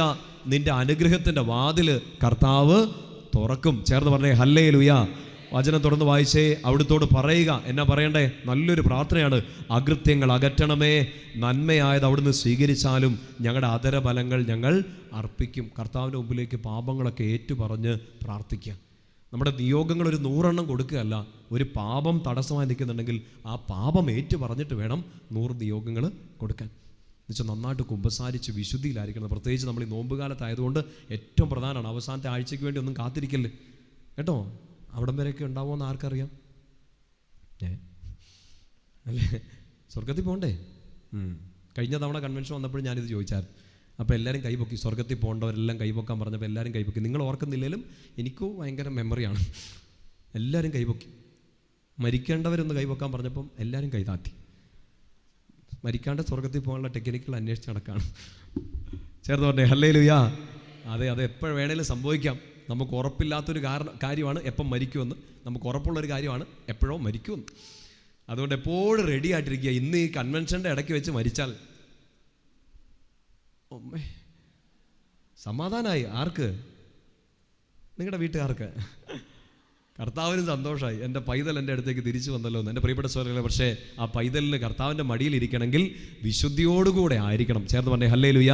അങ്ങനെ വിശുദ്ധിയോടെ നിന്നാൽ അനുഗ്രഹത്തിൻ്റെ ഒരു ഘോഷയാത്രയാണ്. 4-ാമത്തെ വാക്യം മുതൽ ഒരുമിച്ച് വായിച്ചേ. ഞാൻ അവരുടെ അവിശ്വസ്തതയുടെ മുറിവ് ഉണക്കും. കർത്താവിൻ്റെ അടുത്തേക്ക് തിരിച്ചെന്നാൽ കർത്താവ് ആദ്യം ചെയ്യുന്ന ഒരു അനുഗ്രഹം അത് അവിശ്വസ്തതയുടെ മുറിവ് ഉണക്കും. 2-ാമത്തെ കാര്യം, ഞാൻ അവരുടെ മേൽ സ്നേഹം ചൊരിയും. അയ്യോ, അതാണ് നമുക്ക് വേണ്ടത് അല്ലേ? ഈശോ ഇങ്ങനെ സ്നേഹം തരും. പിന്നെ കടം മാറിയില്ലെങ്കിലും വലിയ കുഴപ്പമൊന്നുമില്ല അല്ലേ? പിന്നെ രോഗം മാറിയില്ലെങ്കിലും വലിയ കുഴപ്പമില്ല. അച്ഛനങ്ങനെ പലതും പറയാം. അച്ഛനിപ്പോൾ രോഗമില്ല, തൊണ്ടയടഞ്ഞിട്ടേ ഉള്ളൂ, കടവുമില്ല. പക്ഷെ നിങ്ങൾ നിങ്ങളുടെ കാര്യം ആലോചിക്കുക. അത് ആത്മീയതയുടെ ഒരു ഉന്നതിയിൽ നിന്നുകൊണ്ട് നമുക്ക് ചിന്തിക്കാൻ പറ്റണം. എൻ്റെ രോഗം മാറിയില്ലെങ്കിലും, എൻ്റെ വേദനകൾ മാറിയില്ലെങ്കിലും, എൻ്റെ പ്രാർത്ഥനകൾക്ക് ഉത്തരം കിട്ടിയില്ലെങ്കിലും എനിക്ക് വേണ്ടത് ഒറ്റ കാര്യമാണ്. എനിക്ക് എൻ്റെ ഈശോയുടെ സ്നേഹം വേണം. അനുദപിച്ച് തിരിച്ചു ചെല്ലുന്ന ഒരാൾക്ക് ഈശോ കൊടുക്കുന്ന ഏറ്റവും വലിയ അനുഗ്രഹമാണ് അവിടുന്ന് അവരുടെ മേൽ സ്നേഹം ചൊരിയും. എന്ന് വെച്ചാൽ ഒരു പാത്രം മറിച്ചിട്ടതുപോലെ സ്നേഹം ഒഴുക്കി കൊടുക്കും. ചേർന്ന് പറ ഹല്ലേലൂയ. സങ്കീർത്തനം 32:10 ഇങ്ങനെ പറയുന്നുണ്ട്, കർത്താവിൻ്റെ മുമ്പിൽ മാപ്പ് ലഭിച്ചവനെ കർത്താവിൻ്റെ സ്നേഹം ഇങ്ങനെ വലയം ചെയ്യുന്നു, ഇങ്ങനെ പൊതിഞ്ഞു പിടിക്കും. കർത്താവിൻ്റെ സ്നേഹം വലയം ചെയ്യും. പിന്നീട് എടുത്താൽ സങ്കീർത്തനം 32:10 ഈ വചനം തുടർന്ന് വായിച്ചേ. ഞാൻ അവരുടെ മേൽ സ്നേഹം ചൊരിയും, കാരണം അവരോടുള്ള എൻ്റെ കോപം അകന്നിരിക്കുന്നു. ഈശോ ഒത്തിരി അധികം സ്നേഹിക്കുന്ന വ്യക്തികൾ ആരാന്നറിയോ? പാപം ചെയ്ത് പോയി എന്ന് വിഷമിച്ചിരിക്കുന്നവരല്ല, പാപം ചെയ്തു പോയിട്ട് അനുദപിച്ച് ഈശോയുടെ അടുത്തേക്ക് തിരിച്ചു വരുന്നവരെ ഈശോയ്ക്ക് ഒത്തിരി ഇഷ്ടമാണ്. അതുകൊണ്ടാണ് ഈ നോമ്പുകാലത്ത് ഒരുപക്ഷെ നമ്മൾ ഏറ്റവും കൂടുതൽ കേൾക്കുന്ന വചനമാണ് ജോയൽ പ്രവാചകന്റെ പുസ്തകം 2-ാം അധ്യായം 12-ാം വാക്യം. ഇപ്പോഴെങ്കിലും ഉപവാസത്തോടും അനുതാപത്തോടും നിലവിളിയോടും കൂടെ ഹൃദയം നുറുങ്ങി നിങ്ങൾ നിങ്ങളുടെ കർത്താവിൻ്റെ അടുത്തേക്ക് മടങ്ങി ചെല്ലണം. കർത്താവ് ആഗ്രഹിക്കുന്ന ഒരു കാര്യം, തിരിച്ചു വരണം. തിരിച്ചു വന്നാൽ എൻ്റെ പ്രിയപ്പെട്ട സഹോദരങ്ങളെ, എല്ലാ അനുഗ്രഹങ്ങളും കർത്താവ് നിങ്ങളുടെ മേൽ ചൊരിയും. ഏറ്റവും പ്രധാനപ്പെട്ട അനുഗ്രഹം സ്നേഹം തരും. അതല്ലേ വേണ്ടത്? ആ സ്നേഹം കിട്ടിയാൽ നമ്മൾ എവിടെയെങ്കിലും ഇടിച്ചിടിച്ചൊക്കെ കയറും. നോക്ക്, നിങ്ങളുടെ വീട്ടിൽ ഒത്തിരി സങ്കടങ്ങളുണ്ട്, പക്ഷേ ആ വീട്ടിൽ സ്നേഹം ഉണ്ടെങ്കിൽ നിങ്ങൾ ഒരുമിച്ച് ആ പ്രശ്നത്തെ അതിജീവിക്കും. ശരിയാണോ? വീട്ടിൽ പ്രശ്നങ്ങളുണ്ട്, പക്ഷേ വീട്ടിൽ അതേപടി വഴക്കും കൂടെ ആണെങ്കിലോ നമുക്ക് എല്ലാവർക്കും ആ വീട്ടിൽ നിന്ന് ഇറങ്ങിപ്പോകാൻ വേണ്ടി തോന്നും. ഒത്തിരി പ്രശ്നങ്ങൾ, ഒത്തിരി രോഗങ്ങൾ, വേദനകൾ. ചിലപ്പോൾ ഒരു വീട്ടിലെ 4 പേർക്ക് രോഗങ്ങളായിരിക്കാം, പക്ഷെ അവർ തമ്മിൽ സ്നേഹം ഉണ്ടെങ്കിലോ ആ രോഗത്തെ അവർ ഒരുമിച്ച് അതിജീവിക്കും. നമുക്ക് വേണ്ട ഒരൊറ്റ കാര്യമാണ്, എല്ലാ പ്രശ്നങ്ങളെ അതിജീവിക്കാൻ ഈശോയുടെ സ്നേഹം നമുക്ക് വേണം. അതുകൊണ്ടാണ് നമ്മുടെ പ്രിയപ്പെട്ട പൗലോസ്ലീഹ പറയുക, ക്രിസ്തുവിൻ്റെ സ്നേഹം ഞങ്ങൾക്ക് ഉത്തേജനം നൽകുന്നു. ലോകം മുഴുവൻ ഞങ്ങൾക്കെതിരെ നിന്നാലും, പ്രശ്നങ്ങൾ വന്നാലും, സങ്കടങ്ങൾ വന്നാലും, ഒന്നിന് പുറകെ ഒന്നായിട്ടൊരു കുത്തൊഴുക്ക് പോലെ, പെരുവെള്ളപ്പാച്ചിൽ പോലെ സങ്കടങ്ങൾ വന്നാലും ഞാൻ തളരുകില്ല, തോറ്റുകൊടുക്കില്ലെന്ന് പൗലോസ്ലീഹ പറയുന്നതാണ്, ക്രിസ്തുവിൻ്റെ സ്നേഹം ഞങ്ങൾക്ക് ഉത്തേജനം നൽകുന്നു. വേറെ ഒന്നുമല്ല, അപ്പൻ്റെ സപ്പോർട്ടോ അമ്മയുടെ സപ്പോർട്ടോ ജീവിത പങ്കാളിയുടെ സ്നേഹമോ മക്കളുടെ കരുതലോ ഒന്നുമല്ല. ചിലപ്പോൾ അതൊക്കെ കയ്യിൽ നിന്ന് പോകും. നമ്മളെ ചേർത്ത് പിടിക്കുമെന്ന് കരുതി ആ സ്നേഹങ്ങളൊക്കെ ചിലപ്പോൾ നമ്മളെ പറ്റിക്കും, നമ്മളെ വേദനിപ്പിക്കും, നമ്മളെ ഇട്ടേച്ചു പോകും, ചിലപ്പോൾ നമ്മളെ ചതിക്കും. പക്ഷെ ഒരൊറ്റ സ്നേഹം, ഈശോയുടെ സ്നേഹം നമുക്ക് ഉത്തേജനം നൽകുന്നു. വേറെ ഒരാളുടെ സ്നേഹമല്ല. അച്ഛനിപ്പോൾ നിങ്ങളോട് പറയാണ്, നിങ്ങൾ ഇവിടെ ഇരുന്ന് കേട്ടോണ്ടിരിക്കുന്നതുകൊണ്ട് ഞാൻ നിങ്ങളെ സ്നേഹിക്കുന്നു. എൻ്റെ പ്രിയപ്പെട്ട സഹോദരങ്ങളെ, ഈ 1 മണിക്കൂർ കഴിയുമ്പോൾ ഞാൻ അടുത്ത സ്ഥലത്ത് ധ്യാനിപ്പിക്കാൻ പോകും. ഞാൻ അവരോട് ഇത് തന്നെ പറയും, ഞാൻ നിങ്ങളെ സ്നേഹിക്കുന്നു. ഇപ്പോൾ കുറച്ചു നേരം നിങ്ങളിങ്ങനെ കേട്ടിരിക്കുന്നതുകൊണ്ട്, ഈശോയുടെ പ്രിയപ്പെട്ട മക്കളായതുകൊണ്ട് 1 മണിക്കൂറത്തേക്ക് സ്നേഹം ഞാൻ തന്നുകൊണ്ടിരിക്കും. ഒരു മനുഷ്യൻ്റെ സ്നേഹം നിങ്ങൾക്ക് ഉത്തേജനമാവരുത്. കാരണം ഒരിക്കൽ മനുഷ്യരുടെ സ്നേഹം നമ്മളെ ഉത്തേജിപ്പിച്ചാൽ നാളെ അത് കിട്ടാണ്ട് വരുമ്പോഴത്തേനും നമ്മൾ സങ്കടപ്പെടും, കരയും, നിരാശപ്പെടും, ആത്മഹത്യ വരെ ചെയ്തു പോകും. മനുഷ്യ ആത്മഹത്യയാണ് ഒറ്റൊരു കാരണം. എനിക്ക് തോന്നുന്നത് ഇതാണ്, സ്നേഹം കിട്ടാത്തതാണ്. സ്നേഹം കിട്ടുന്ന ആരാണ് ആത്മഹത്യ ചെയ്യുക? ഓർക്കണം ഒറ്റ കാര്യം, ഈ മനുഷ്യരുടെ സ്നേഹം മുഴുവൻ അവസാനിച്ചാലും, ലോകത്തിൻ്റെ കരുതൽ അവസാനിച്ചാലും, അപ്പനും അമ്മയും വിട്ടുപോയാലും, സങ്കീർത്തകൻ പറയുന്നില്ലേ, അപ്പനും അമ്മയും നിന്നെ ഉപേക്ഷിച്ചാലും കർത്താവ് നിന്നെ ഉപേക്ഷിക്കില്ല. അതുകൊണ്ട് ആ സ്നേഹത്തിന് വേണ്ടി തന്നെ ചോദിച്ചോളുക. 2 കരങ്ങൾ ഉയർത്തി പറയാം, ഹല്ലേലൂയ. ശക്തിയോടെ പറഞ്ഞേ ഹല്ലേലൂയ. ഇവിടെ സ്വരങ്ങളെ കൊണ്ട് ആ മേഖലയിൽ ഒന്ന് ശ്രദ്ധിക്കണം. എവിടെയെങ്കിലുമൊക്കെ ഈശോയുടെ കരുതലും സ്നേഹവും നമുക്ക് നഷ്ടപ്പെട്ടു പോയെങ്കിൽ അതിനൊരു കാരണം ഈശോ നമ്മളെ ഉപേക്ഷിച്ചതല്ല. എവിടെയൊക്കെയോ ചെറിയ തെറ്റുകൾ, വലിയ പാപങ്ങളൊക്കെ ചെയ്ത് ഈശോയിൽ നിന്ന് നമ്മൾ അകന്നുപോയി. ഈശോയിൽ നിന്ന് നമ്മൾ അകന്നുപോയി. യെശയ്യാ പ്രവാചകന്റെ പുസ്തകത്തിൽ 59-ാമത്തെ അധ്യായത്തിലല്ലേ നമ്മളിങ്ങനെ വായിക്കുക, നിന്റെ പാപങ്ങൾ നിന്നെയും കർത്താവിനെയും തമ്മിൽ അകറ്റിയിരിക്കുന്നു. അതുകൊണ്ട് നമുക്ക് ആ ഒരു മേഖല ഒന്ന് ശ്രദ്ധിക്കണം. കേട്ടിരിക്കുമ്പോൾ ഇച്ചിരി ബോറായിരിക്കും പാപത്തെക്കുറിച്ചൊക്കെ പറയുമ്പോൾ. പാപങ്ങളുടെ കണക്കുകളോ വെറൈറ്റി പാപങ്ങളെക്കുറിച്ചൊന്നും അല്ല അച്ഛൻ പറയാൻ പോകുന്നത്. വളരെ ബേസിക്കായിട്ട് ഞാനും നിങ്ങളും ഫേസ് ചെയ്യുന്നൊരു കാര്യത്തെക്കുറിച്ച് പ്രാക്ടിക്കലായിട്ട് പറയാൻ പോവാണ്. ഒന്ന് നിവർന്നിരിക്കാമോ? ഒന്ന് നിവർന്നിരുന്നേ. വളരെ സിമ്പിളായിട്ട് ഇനിയുള്ള കാര്യം ശ്രദ്ധിച്ചാൽ മതി. എനിക്ക് തോന്നുന്നു എനിക്കും നിങ്ങൾക്കും, വചനം പറഞ്ഞുകൊണ്ടിരിക്കുന്ന എനിക്കും കേട്ടുകൊണ്ടിരിക്കുന്ന നിങ്ങൾക്കും പൊതുവായിട്ട് വരുന്നൊരു സാധനമാണ് പ്രലോഭനം. ശരിയാണോ? ഈശോയ്ക്ക് പ്രലോഭനം വന്നോ? ഒന്ന്. എന്നാൽ നമുക്കും വരും. ഈശോ അതിനെ അതിജീവിച്ചോ? അതിജീവിച്ചു. അങ്ങനെയെങ്കിൽ ഈശോയിലായിരിക്കുന്ന നമുക്കും പ്രലോഭനത്തെ അതിജീവിക്കാം. അപ്പോൾ അത് വളരെ പ്രാക്ടിക്കലായിട്ട് കുറച്ച് കാര്യങ്ങളൊന്ന് പറഞ്ഞു തരാൻ വേണ്ടി പോകണം. നിങ്ങൾ നോട്ട് ബുക്കൊക്കെ ഉണ്ടെങ്കിൽ ഒന്ന് കുറിച്ചിടുക. ഇല്ലെങ്കിൽ പിന്നെ വലിയ ചന്ദനാദി എണ്ണയൊക്കെ തേക്കുന്നതുകൊണ്ട് നല്ല ഓർമ്മശക്തി ആയിരിക്കും, കേട്ടിരുന്നാലും മതി. ചേർന്ന് പറഞ്ഞേ ഹല്ലേലൂയ. ശക്തി പറഞ്ഞേ ഹല്ലേലൂയ. ഇപ്പോൾ പ്രലോഭനം, സഭ നമ്മളെ പഠിപ്പിച്ചിരുന്നൊരു കാര്യമുണ്ട്. പ്രലോഭനം പാപമല്ല. ശ്രദ്ധിച്ച് കേൾക്കണം. പ്രലോഭനം പാപമല്ല. പ്രലോഭനം വരുമ്പോൾ നമ്മൾ അതിനോട് കൈ കൊടുക്കുമ്പോഴാണ് അതെന്തായി മാറുക? പാപമായിട്ട് മാറുക. ചിലപ്പോൾ കുഞ്ഞുങ്ങളൊക്കെ ഇങ്ങനെ വന്ന് പറയാറുണ്ട്, അച്ഛൻ ഞാൻ ഒത്തിരി ആഗ്രഹിക്കുന്നുണ്ട് അച്ഛാ, ഒരു പാപം പോലും ചെയ്യാണ്ട് ജീവിക്കണമെന്ന്. പക്ഷെ പള്ളിയിലിരിക്കുമ്പോൾ പോലും പ്രലോഭനം വരിക. പള്ളിയിലിരിക്കുമ്പോൾ പാപം ചെയ്യാന്നല്ല പറയുന്നത്, പള്ളിയിലിരിക്കുമ്പോഴും പ്രലോഭനം വരും. എൻ്റെ പ്രിയപ്പെട്ട സ്വരങ്ങളെ, വചനം പറയുന്നില്ലേ, വിശുദ്ധ സ്ഥലത്ത് അശുദ്ധ ലക്ഷണങ്ങൾ. നോക്ക്, നിങ്ങൾ പള്ളിയിലിരുന്നാലും നിങ്ങൾക്ക് പ്രലോഭനം വരും. ഇപ്പോൾ ഇവിടെ ഇരുന്ന് ഉറങ്ങാൻ തോന്നുന്നില്ലേ? അതൊരു പ്രലോഭനമാണ്. ഈശോ പറയുന്നുണ്ട് മർക്കോസിന്റെ സുവിശേഷം 14-ാമത്തെ അധ്യായത്തിൽ, നിങ്ങൾ ഉണർന്നിരിക്കണം എന്നാണ് പറയുക. ഇവിടെ ഇരുന്ന് ഉണർന്നിരിക്കാനല്ല പറയുക, ഉണർന്നിരുന്ന് നിങ്ങൾ പ്രാർത്ഥിക്കണം. എന്ന് വെച്ചാൽ പ്രലോഭനത്തെ ചെറുക്കാൻ. പ്രലോഭനം വരില്ലെന്നല്ല, നിങ്ങൾ എത്ര വിശുദ്ധ സ്ഥലത്ത് നിന്നാലും പള്ളിയിലിരിക്കുമ്പോൾ പോലും പ്രലോഭനങ്ങൾ വരാം. നോക്ക്, നിങ്ങൾ കഴിഞ്ഞ ആഴ്ച നിങ്ങളുടെ ഇടവക ദേവാലയത്തിൽ പോയി ഫാനിൻ്റെ ലീഫ് നോക്കി. 3 ലീഫേ ഉള്ളൂ. ഈ ആഴ്ച പോയി നോക്ക്. ഈ ആഴ്ച നിങ്ങൾ പോയി നോക്കും. അച്ഛൻ കുർബാന ചെല്ലുന്ന സമയത്ത് നിങ്ങളുടെ വിചാരങ്ങൾ ഉന്നതത്തിലേക്ക് ഉയരട്ടെ എന്ന് പറയുമ്പോൾ 3 ലീഫ് തന്നെയാണല്ലോ. ഇങ്ങനെ നിങ്ങൾ പ്രലോഭിപ്പിക്കും. ചിലപ്പോൾ നിങ്ങൾ അവിടെ അച്ഛൻ്റെ പ്രസംഗത്തിൻ്റെ സമയത്ത് കയറ്റുപായൽ ഇങ്ങനെ വിരലോടിക്കും. അപ്പോൾ കഴിഞ്ഞ ആഴ്ച കണ്ട ഉറുമ്പ് വരും. പ്രസവിച്ചാ 3 ഉറുമ്പ് കുഞ്ഞുങ്ങളുണ്ടല്ലോ, 2 ആൺകൊച്ച്, ഇരട്ടയാണ്. ഇങ്ങനത്തെ പ്രലോഭനങ്ങളൊക്കെ പിശാച് നമുക്ക് കുർബാനയ്ക്കിടയ്ക്ക് വരെ കൊണ്ടുത്തരും. നമ്മളതിനെ കോമൺ ആയിട്ട് പറയും, അയ്യോ കുർബാനയ്ക്ക് ഇരിക്കുമ്പോൾ അശ്രദ്ധയാണ്. എൻ്റെ പ്രിയപ്പെട്ട സ്വരങ്ങളെ, പ്രലോഭനം പാപമല്ല. ആ പ്രലോഭനം വരുമ്പോൾ നമ്മൾ അതിന് കൈ കൊടുക്കുന്നതിനെയാണ് എന്തെന്ന് പറയുക? പാപം എന്ന് പറയുക. ചേർന്ന് പറഞ്ഞേ ഹല്ലേലൂയ. അപ്പം നമ്മൾ അതിനെ ചെറുക്കാനുള്ള ഏറ്റവും പ്രധാനപ്പെട്ട കാര്യം ഉണർന്നിരിക്കുക, ആക്റ്റീവായിരിക്കുക, പ്രാർത്ഥിക്കുക.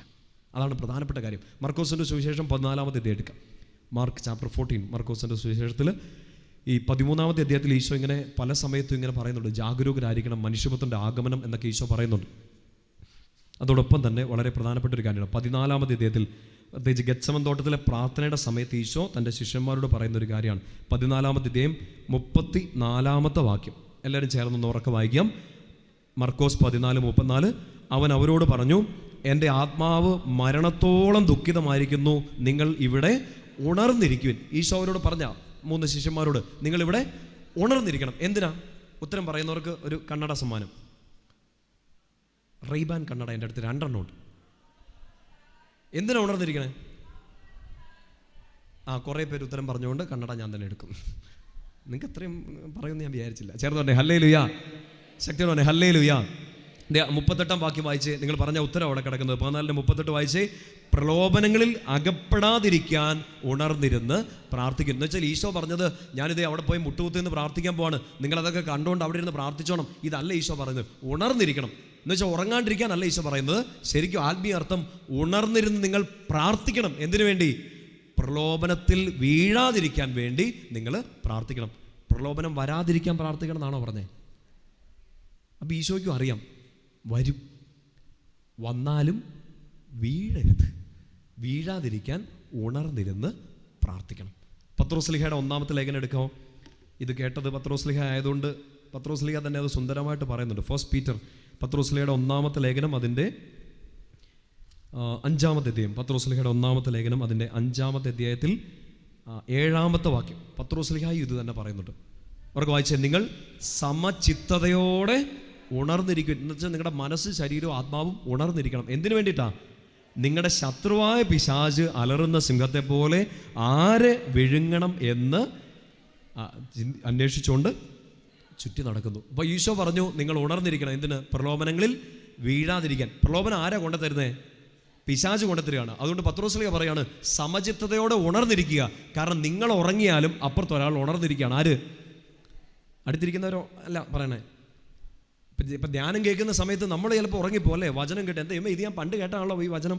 നമ്മൾ ഉറങ്ങും. പക്ഷേ ഈ വചനം കേട്ടിട്ട് പോലും ഉറങ്ങാത്ത ഒരാളുണ്ട്. ആര്? പിശാച്. ഇത് കേട്ട് ഉറങ്ങുന്ന നിങ്ങളുടെ അവസ്ഥ ഒന്ന് ഓർത്ത് വയ്ക്കേ. പിശാച് പോലും സോറി ഞാനായിരുന്നു ഏറ്റവും വലിയ ക്രൂരൻ എന്നാണ് എൻ്റെ വിചാരം എന്ന് ലൂസിഫർ പറയും. വചനം കേട്ട് ഉറങ്ങുന്നവരെ കണ്ടിട്ട് പിശാച് അങ്ങനെയൊക്കെയാണ് പറയുള്ളൂ. ഇനിയെങ്കിലും ഉണർന്നിരി. അച്ഛൻ നിങ്ങളെ കുട്ടിച്ചാത്താന്നാണ് വിളിച്ചത്. ഇച്ചിരി ബിബ്ലിക്കലായിട്ട് അങ്ങ് വിളിച്ചതേ ഉള്ളൂ. പറഞ്ഞേ ഹല്ലേലൂയ. നോക്ക്, കാര്യം പിടികിട്ടുന്നുണ്ടോ എൻ്റെ പ്രിയപ്പെട്ട സഹോദരങ്ങളെ?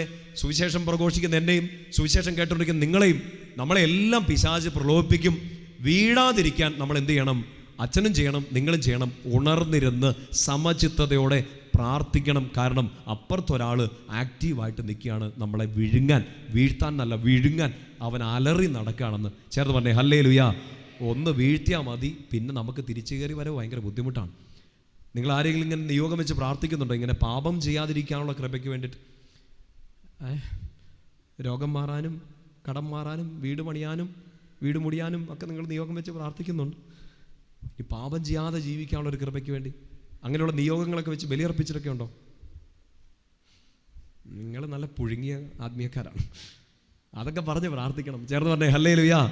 ഇത് വളരെ പ്രധാനപ്പെട്ടതാണ്. പ്രലോഭനങ്ങളിൽ അകപ്പെടാതിരിക്കാൻ നമ്മൾ ഉണർന്നിരുന്ന് പ്രാർത്ഥിക്കണം. പ്രിയപ്പെട്ട സഹോദരങ്ങളെ, ഒരു 4-5-6 കാര്യങ്ങൾ പെട്ടെന്നൊന്ന് പറഞ്ഞു തരാൻ പോവാണ്. പ്രാക്ടിക്കലി നമുക്ക് ഈ പ്രലോഭനത്തെ അതിജീവിക്കാൻ എന്ത് ചെയ്യാൻ പറ്റും? 1-ാമത്തെ കാര്യം നിങ്ങൾ നോട്ട് ബുക്കിലേക്ക് ഒന്ന് കുറിച്ചിടുക, അല്ലെങ്കിൽ മനസ്സിലൊന്ന് സൂക്ഷിച്ചു വെക്കുക.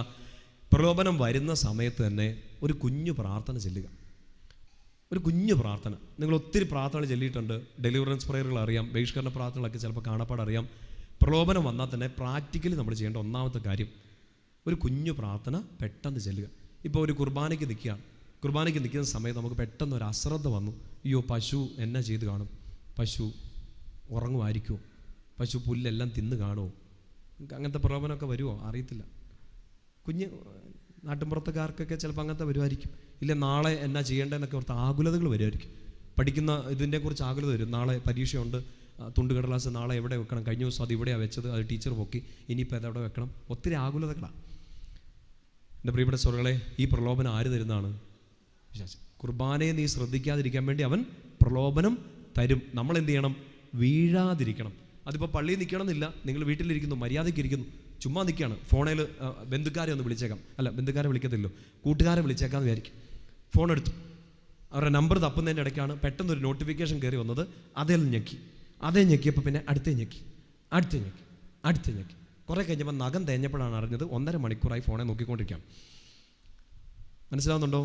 ചിലപ്പോൾ പ്രിയപ്പെട്ട ഒരാൾക്ക് വേണ്ടി പ്രാർത്ഥിക്കാം. രാവിലെ വാട്സപ്പ് സ്റ്റാറ്റസ് കാണാൻ വേണ്ടിയിട്ട് എടുത്തായിരിക്കാം, അല്ലേ? രാവിലെ ശുശ്രൂഷ കണ്ടിട്ട് തന്നെ ഇന്ന് പ്രാർത്ഥിച്ച് തന്നെ ജീവിതം ആരംഭിക്കാം. ആദ്യം തന്നെ വചന ശുശ്രൂഷ അങ്ങ് തുടങ്ങി. വചന ശുശ്രൂഷ തുടങ്ങിയപ്പോൾ യൂട്യൂബിൽ അടുത്ത നോട്ടിഫിക്കേഷൻ വന്നു. ആരെക്കുറിച്ചുള്ള ഗോസിപ്പ്? നിങ്ങൾ ഇന്ന് കണ്ടതൊക്കെ ഓർത്താൽ മതി. അത് കേട്ട് പറമ്പിലെ പശുവൊക്കെ വിളിക്കുക, എന്നെ ഒന്ന് വന്ന് കറക്കോ എന്ന് പറഞ്ഞുകൊണ്ടിരിക്കുകയാണ്. അപ്പോഴാണ് നിങ്ങൾ ഓർത്തത്, നമ്മൾ ഇവിടെ തന്നെ ഇരിക്കുകയാണ്. ഒത്തിരി പ്രലോഭനങ്ങൾ വരും. ചിലപ്പോൾ നമ്മുടെ പ്രാർത്ഥനാ ജീവിതത്തെ തടസ്സപ്പെടുന്നത് തന്നെ. എൻ്റെ പ്രിയപ്പെട്ട സഹോദരങ്ങളെ, ആദ്യം ചെയ്യേണ്ട ഒരു കാര്യം, ഒരു കുഞ്ഞു പ്രാർത്ഥന ചെല്ലുക. ഞാൻ നിങ്ങളോട് എൻ്റെ ഒരു ആത്മീയ രഹസ്യം പറഞ്ഞു തരട്ടെ. ഒന്നാമത്തെ രഹസ്യം ഇതാണ്: എനിക്ക് ഇഷ്ടം പോലെ പ്രലോഭനം വരാറുണ്ട്. എനിക്ക് സന്തോഷമായില്ലേ? ഒത്തിരി പ്രലോഭനം വരാറുണ്ട്. ഞാൻ പ്രാക്ടിക്കലി പറയാണ്. ആദ്യം ചെയ്യേണ്ട ഒരു കുഞ്ഞു പ്രാർത്ഥന. ഞാൻ ചെല്ലുന്ന കുഞ്ഞു പ്രാർത്ഥന എന്നറിയോ? നിങ്ങൾക്കും അറിയാവുന്നതായിരിക്കും. Jesus, I trust in you. ഈശോയെ, ഞാൻ നിന്നിൽ ശരണപ്പെടുത്തും.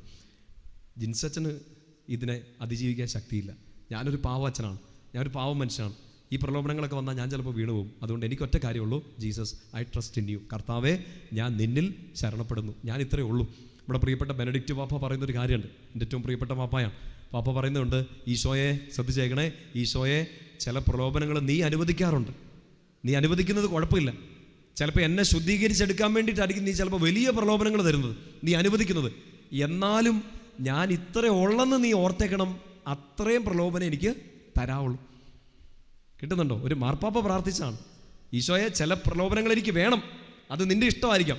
ചില പ്രലോഭനങ്ങളൊക്കെ അതിജീവിച്ചിട്ടേ എനിക്ക് ചിലപ്പം നീ ആഗ്രഹിക്കുന്ന ഒരു സ്വർണം പോലെ തിളങ്ങാൻ പറ്റുള്ളായിരിക്കും. പക്ഷേ നിനക്കെന്നെ നന്നായിട്ട് അറിയാമല്ലോ, എനിക്ക് താങ്ങാൻ പറ്റുന്ന പ്രലോഭനമൊക്കെ തരാവുള്ളേ. പറഞ്ഞേ ഹല്ലേലൂയ.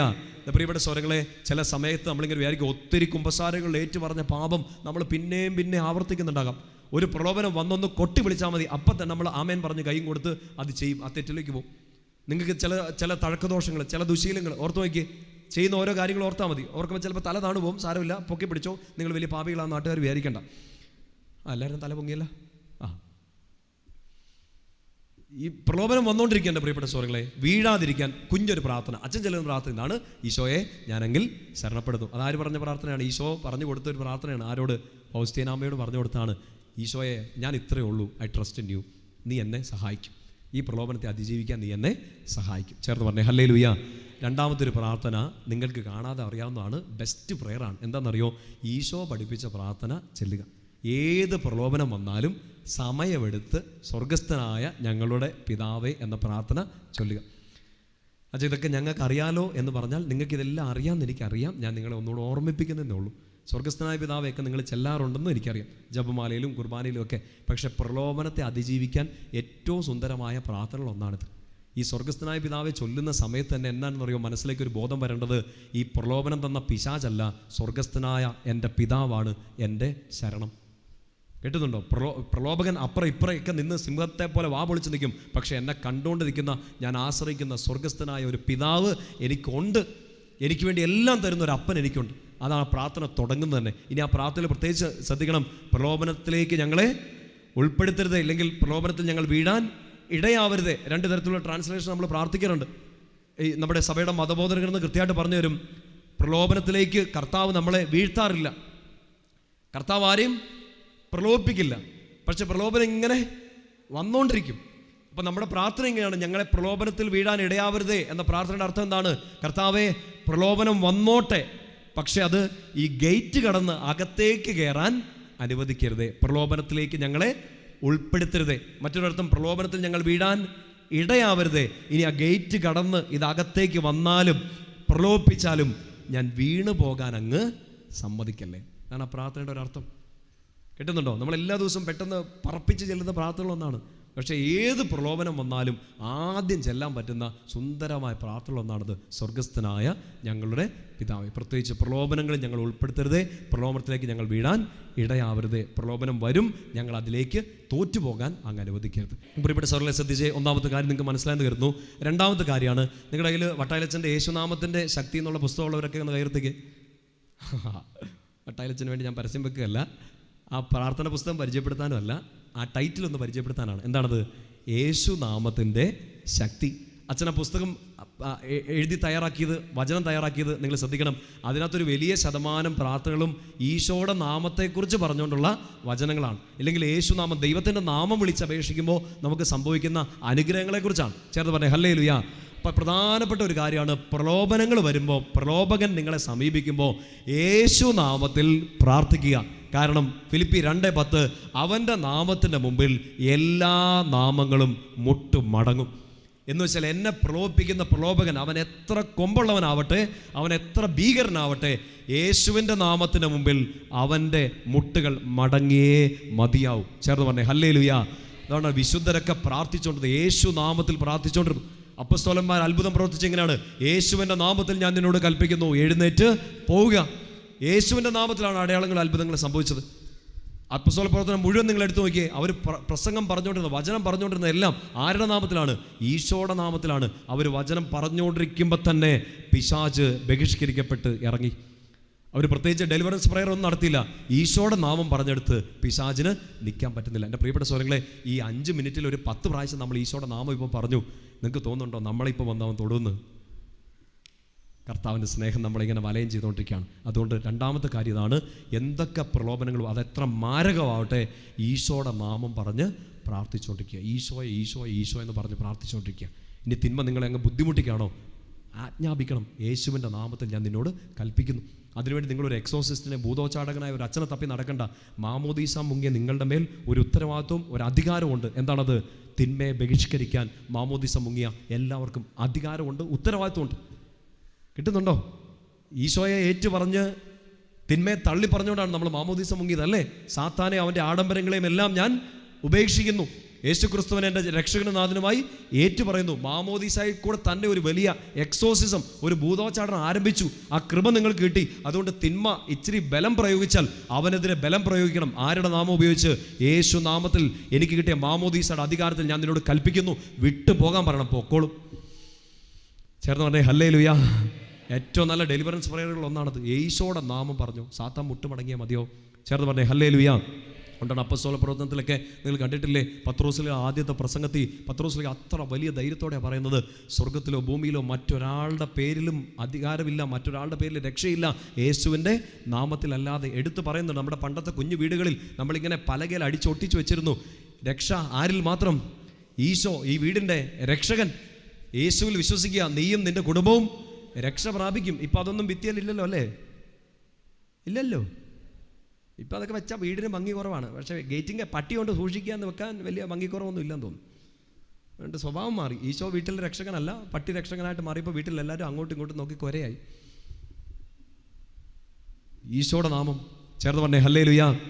മറ്റൊരു വചനം ഇതിനോട് ചേർത്തെടുത്ത് മത്തായിയുടെ സുവിശേഷം എടുക്കണമെന്നില്ല, നിങ്ങൾക്ക് അറിയാവുന്നതാണ്. മത്തായിയുടെ സുവിശേഷം 1-ാമത്തെ അധ്യായത്തിൽ 21-23 വാക്യങ്ങൾ. ഈശോയുടെ ആ പേരിടണം, അവനെ ഈശോ എന്ന് പേര് വിളിക്കണം. അവൻ തൻ്റെ ജനത്തെ അവരുടെ പാപങ്ങളിൽ നിന്ന് രക്ഷിക്കും. മലാഖ സന്ദേശം കൊടുക്കുന്നതാണ്. ഈശോ എന്ന പേരിൻ്റെ അർത്ഥം തന്നെ പറയാണ്, ദൈവം രക്ഷിക്കുന്നു, അവൻ തൻ്റെ ജനത്തെ അവരുടെ പാപങ്ങളിൽ നിന്ന് രക്ഷിക്കും. അപ്പം നമ്മുടെ പ്രലോഭനങ്ങൾ വരും, നമ്മൾ ആ പാപത്തിലേക്ക് വീണു പോകാതിരിക്കാൻ നമ്മളെ ആരാ രക്ഷിക്കാനുള്ളത്? ഈശോ.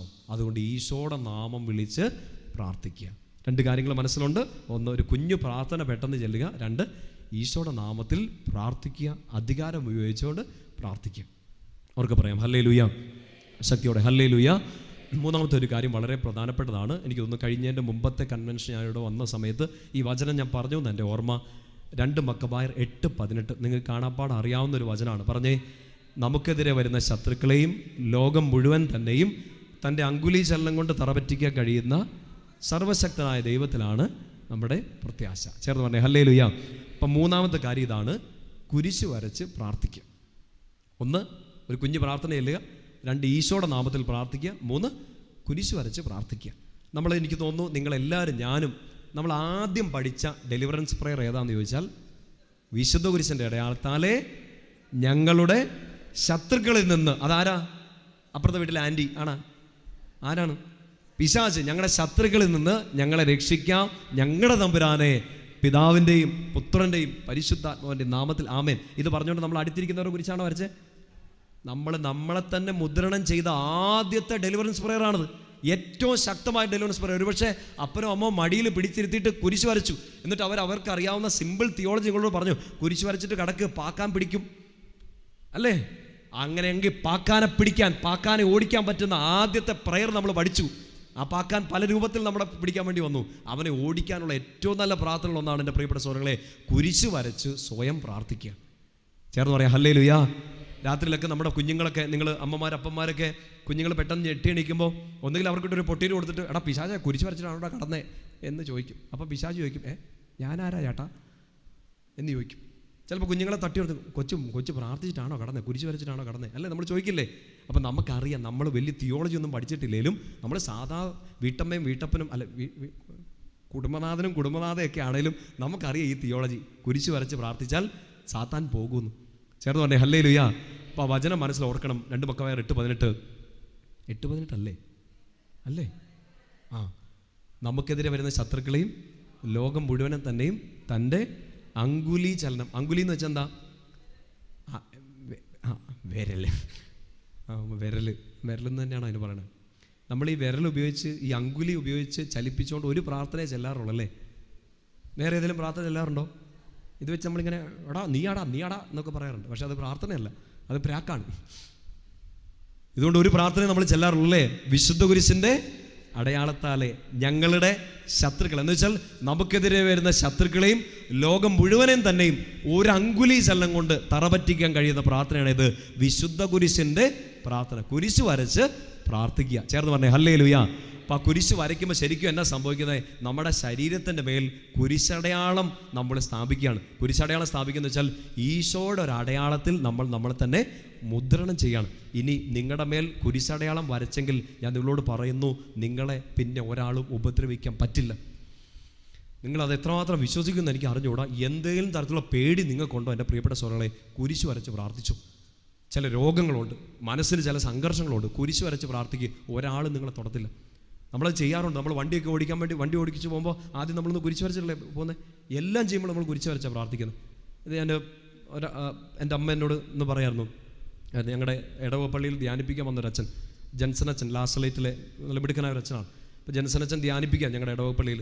അപ്പോൾ അമ്മ എന്നോട് പറഞ്ഞാണ്, നമ്മളൊക്കെ കുരിശ് വരച്ച് പ്രാർത്ഥിക്കുന്നുണ്ട്. ജൻസൺ അച്ഛൻ ധ്യാനം തുടങ്ങുന്നതിന് മുമ്പ് തൊണ്ടയിലും കുരിശ് വരച്ചിട്ട് പ്രാർത്ഥിക്കുന്നു. എന്നുവെച്ചാൽ എന്താ?